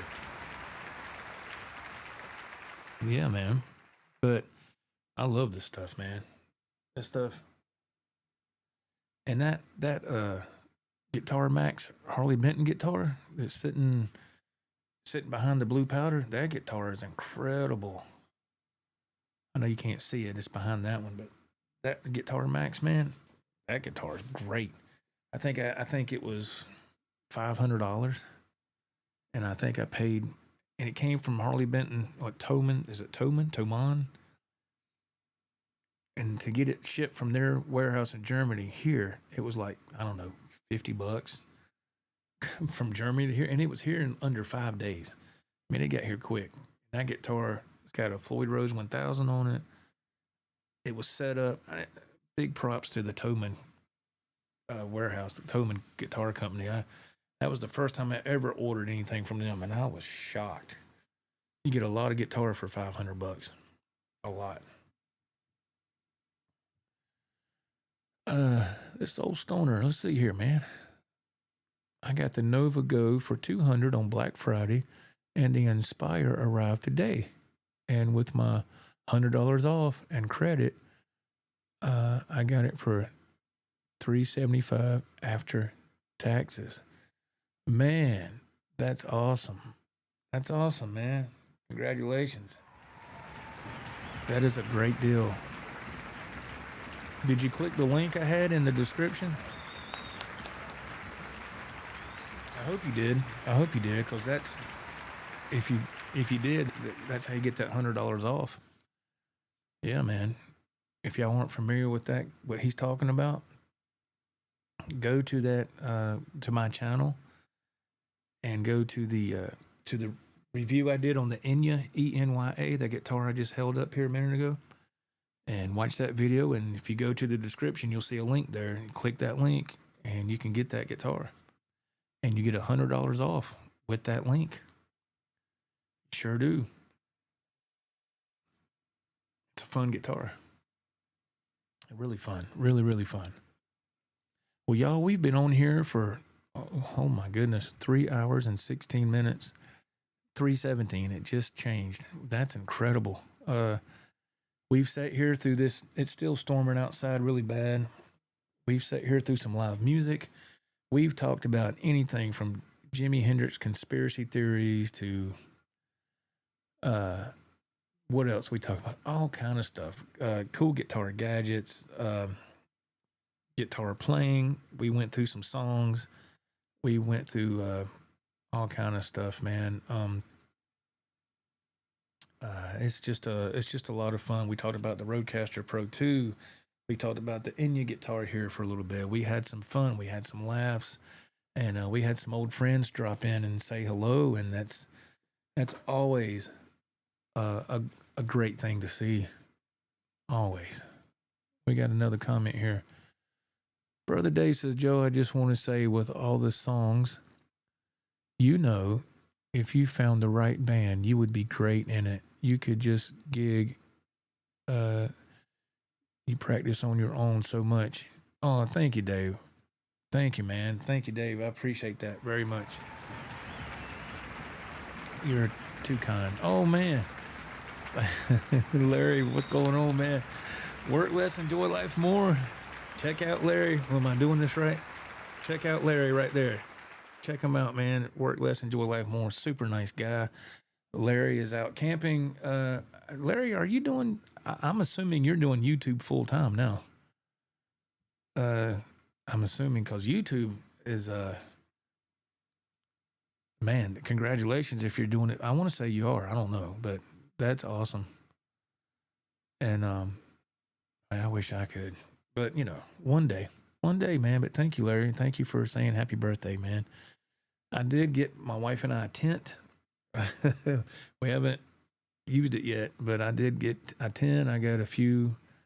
I got that portable fire pit the one that you unfold that I saw your link in one of your older videos. I got that, and a couple other little things. But yeah, so whenever she gets ready, we're going to go to a local campground in town. We're going to start there because I can't afford to go real far away. Because we got animals and stuff. So, all right, Stafford, he goes, I know your job is a big reason why you can't be in a band. I totally get it. Yeah, thank you, man. Yeah, it's that is the main reason. And I just couldn't, I saw a buddy of mine. I will say this without saying too much, because I don't want it's personal information. I don't want to reveal that. But I did see a great friend of mine that I was in a band with years ago. We was in a duo first, and then we went to a full-blown band, and then everybody kind of just went their separate ways after that. That was many years ago, and him and I connected a couple of weeks ago. He reached out to me, and it was good to hear from him. And we were going to get a duo back. We were going to try to. We were talking about it, and then something happened, and it just we just can't do it. So my thoughts and prayers are with him, and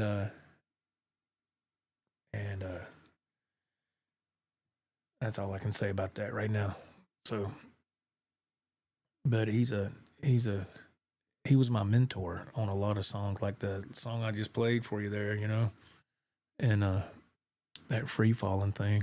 I should play one for Larry, man. Larry took the time to be in here, man. I should play one for Larry. Larry's like, don't play nothing for me. You suck. I'm just kidding. Let's see. Bloody Soup. Have you thought about changing out the trim on the Schecter? Oh, or do you think it's up to your standard? That is a great question, Bloody Soup. I did swap it out. I did. Yeah. Thank you for asking that question. I did change it out. It was right there on the blue powder. The trim that came with it was a Floyd Rose Special. And I tried to do little things to it to make it work, and it just was not holding up. So I took it off and put a black Godo 1996 T trim on it. And it stays in tune now. Isn't that crazy? And I did upgrade the post. I did that as well. And it does good, man. So thank you for asking that. That was awesome. Okay, work less, enjoy life more. Big Larry. I asked him if he's doing YouTube full time. His answer is, yeah, full time. I finally gave up my contractor license. Well, congratulations, man. Dang. Congratulations, Big Larry. I thought he was doing it full time. I said, I think he's doing this full time now, which that's amazing. Good for you, man. Good for you. Excuse me. Let's see. He says, I've been filming a video tonight and just finished smoking lobster tail and ribeye steak for the video, celebrating my dog Marty 1 year birthday tonight, along with mine. Oh man, Marty's birthday is the same as mine. That's awesome, dude.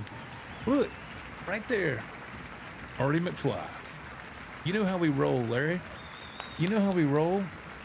Come on, man. Back to the Future, baby. One of the best movies ever freaking made. Unless you're in Flagstaff Productions, and that outdoes everything. But anyway. Dave's like, huh? Let's see. Why does this keep moving?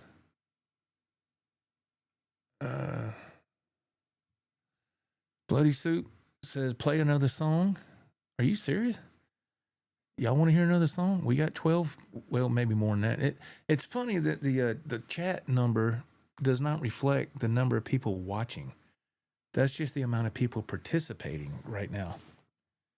Because as soon as I end this stream, it's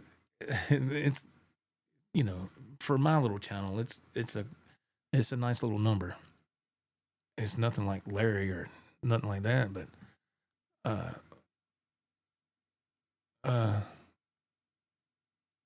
let's see. Larry says, you don't suck. I wish I could play half as good. I'm joking, man. I'm just one thing about me, Larry. I love to joke around a lot.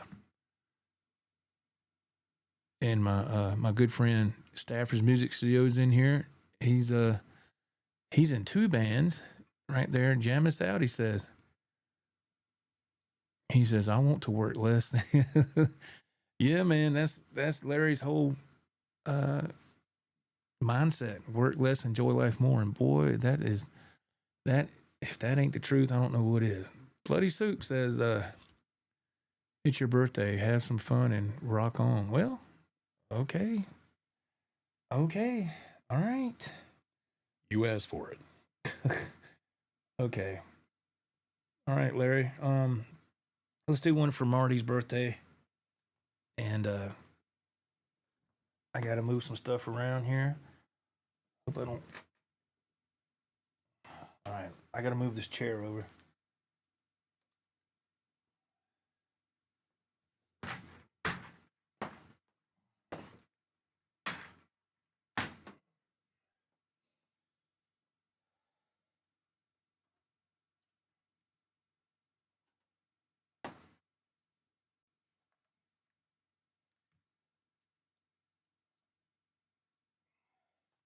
All right, let's play the Blue Powder, shall we? And for Bloody Soup, there's the new Godo. Whoops, I gotta change cameras. You can't see nothing when I'm doing that. Sorry. There's the new Godo trim right there, buddy.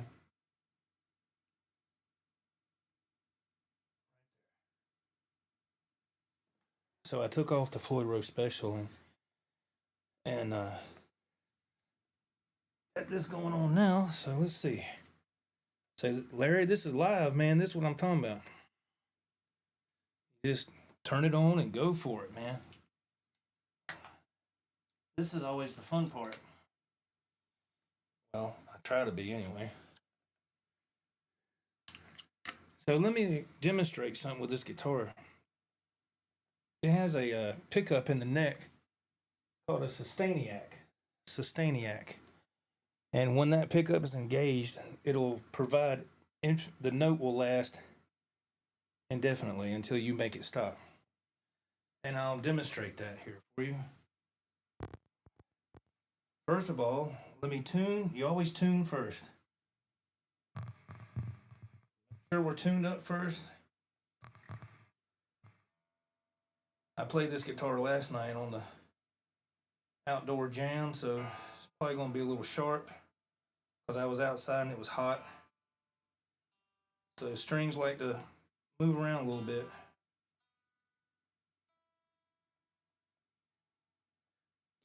All right.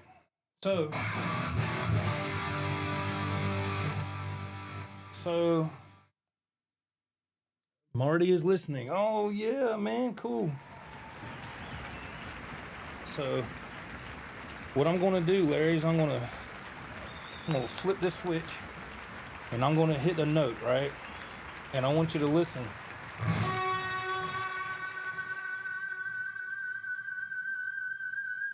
Hear that?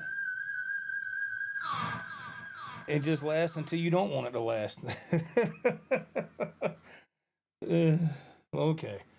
Let's do a couple for Marty, man. Let's see. What can we do? Let's see here. Let me find something. Oh man. Okay. Cool. All right, here we go. Here we go.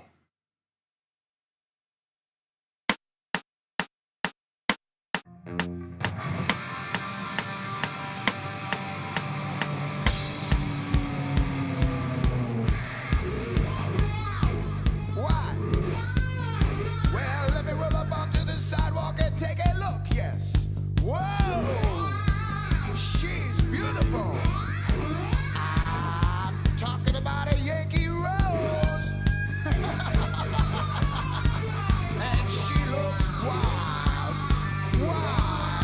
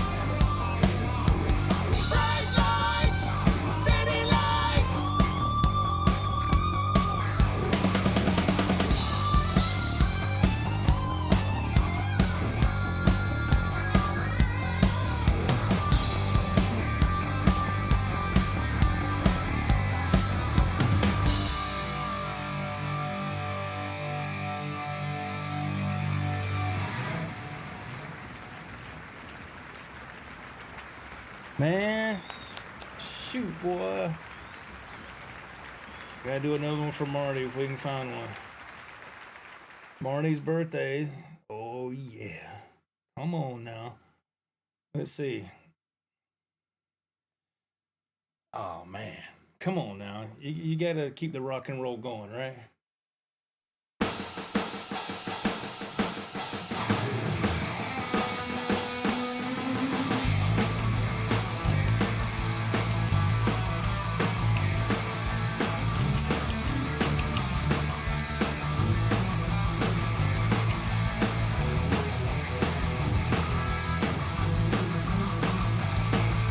It's been a long time since I rock and roll.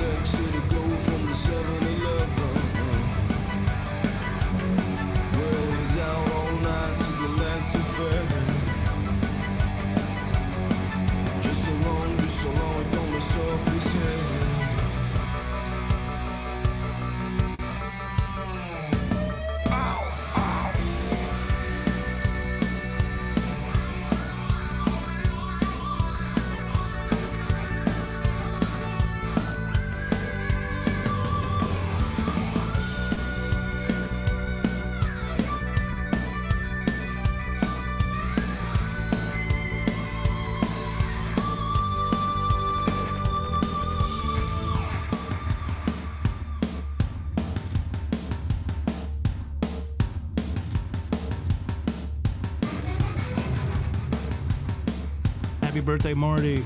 I'd walk the war for you, babe. 1,000 miles with you. I'd dry your tears of pain 1,000,000 times for you. I'd sell my soul for you, babe. For money to burn for you. I'd give you all and have none, babe. Just to have you here by me. Because in the midnight hour, she cried more.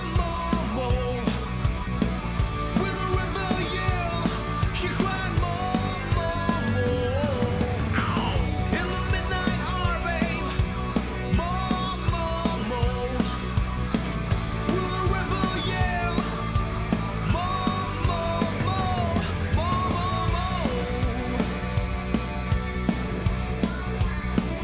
Oh yeah, little baby, she want more.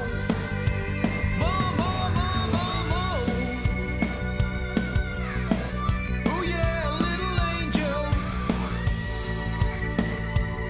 she want more.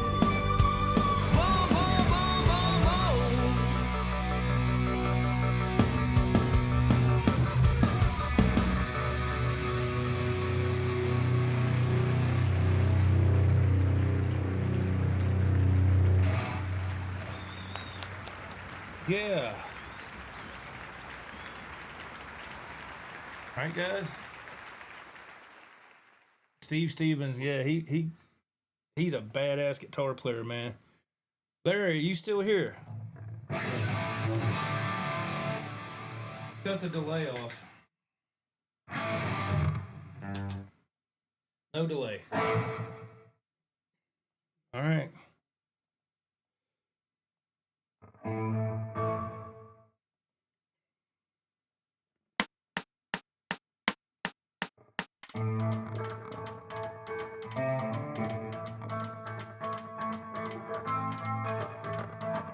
Rumors spreading round that Texas town, but the sack outside again. You know what I'm talking about.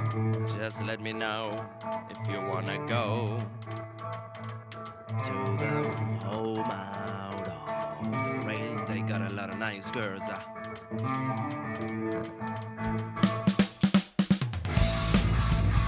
Have mercy.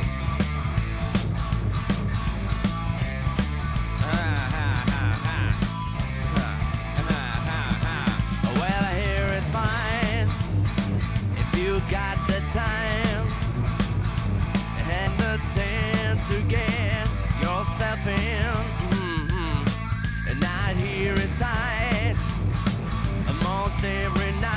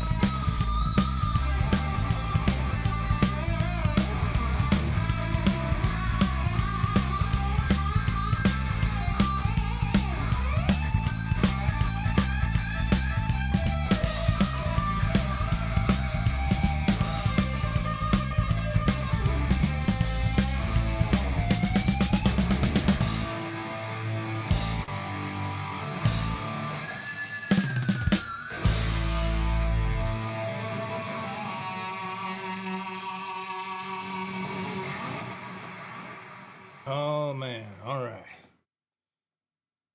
Okay. Where am I at here? Okay. All right, here we go. We'll wrap it up with this, y'all.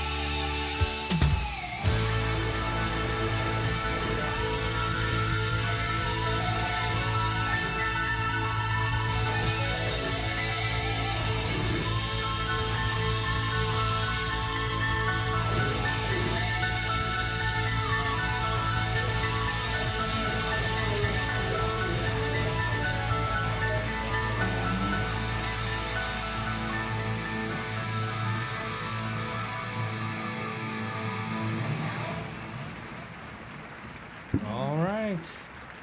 There you go.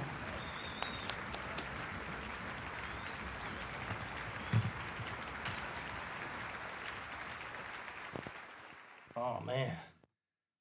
Let me take this off here in a second. Woo! Lordy mercy. Put this back on the stand right here. See this nice stand? I'm telling you.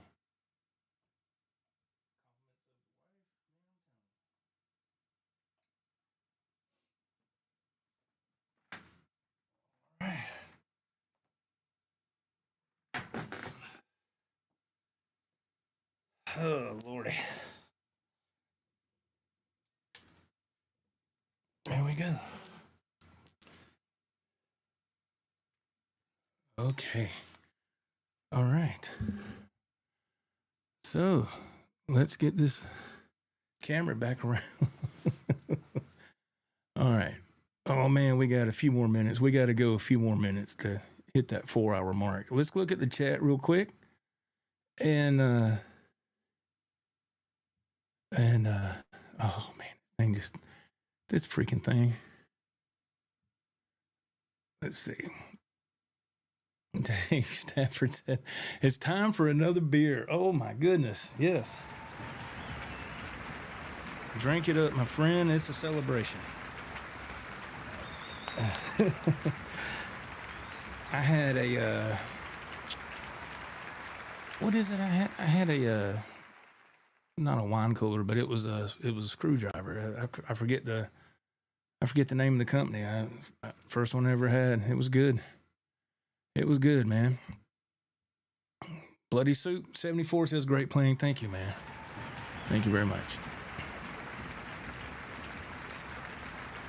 And man, this thing here, boy, I tell you.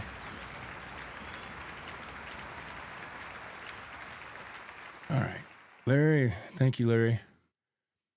Thank you, man. Thank you, Dave.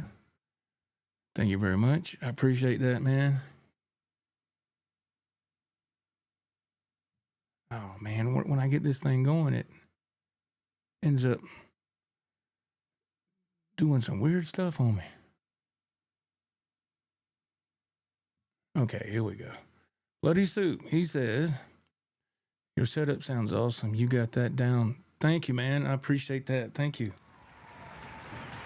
It's taken a long time to get to this point. I mean, it's been a lot of trial and error, but and with help from, community as well.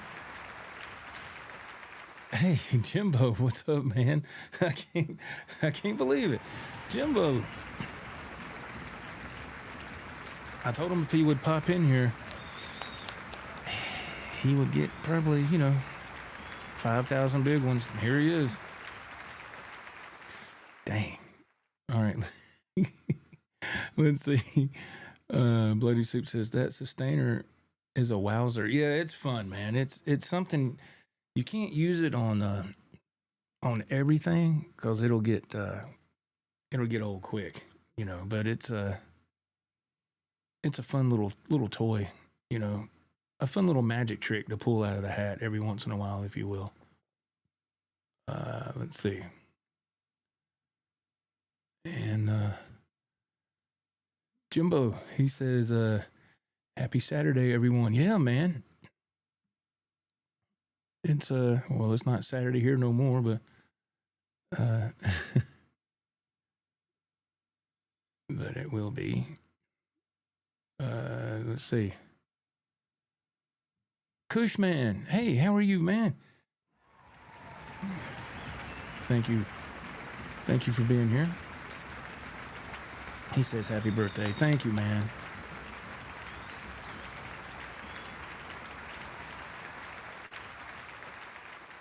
And Bloody Soup says that happy birthday again, Joe. Thanks again for a great night. Thank you everybody here. And I appreciate everybody tuning in.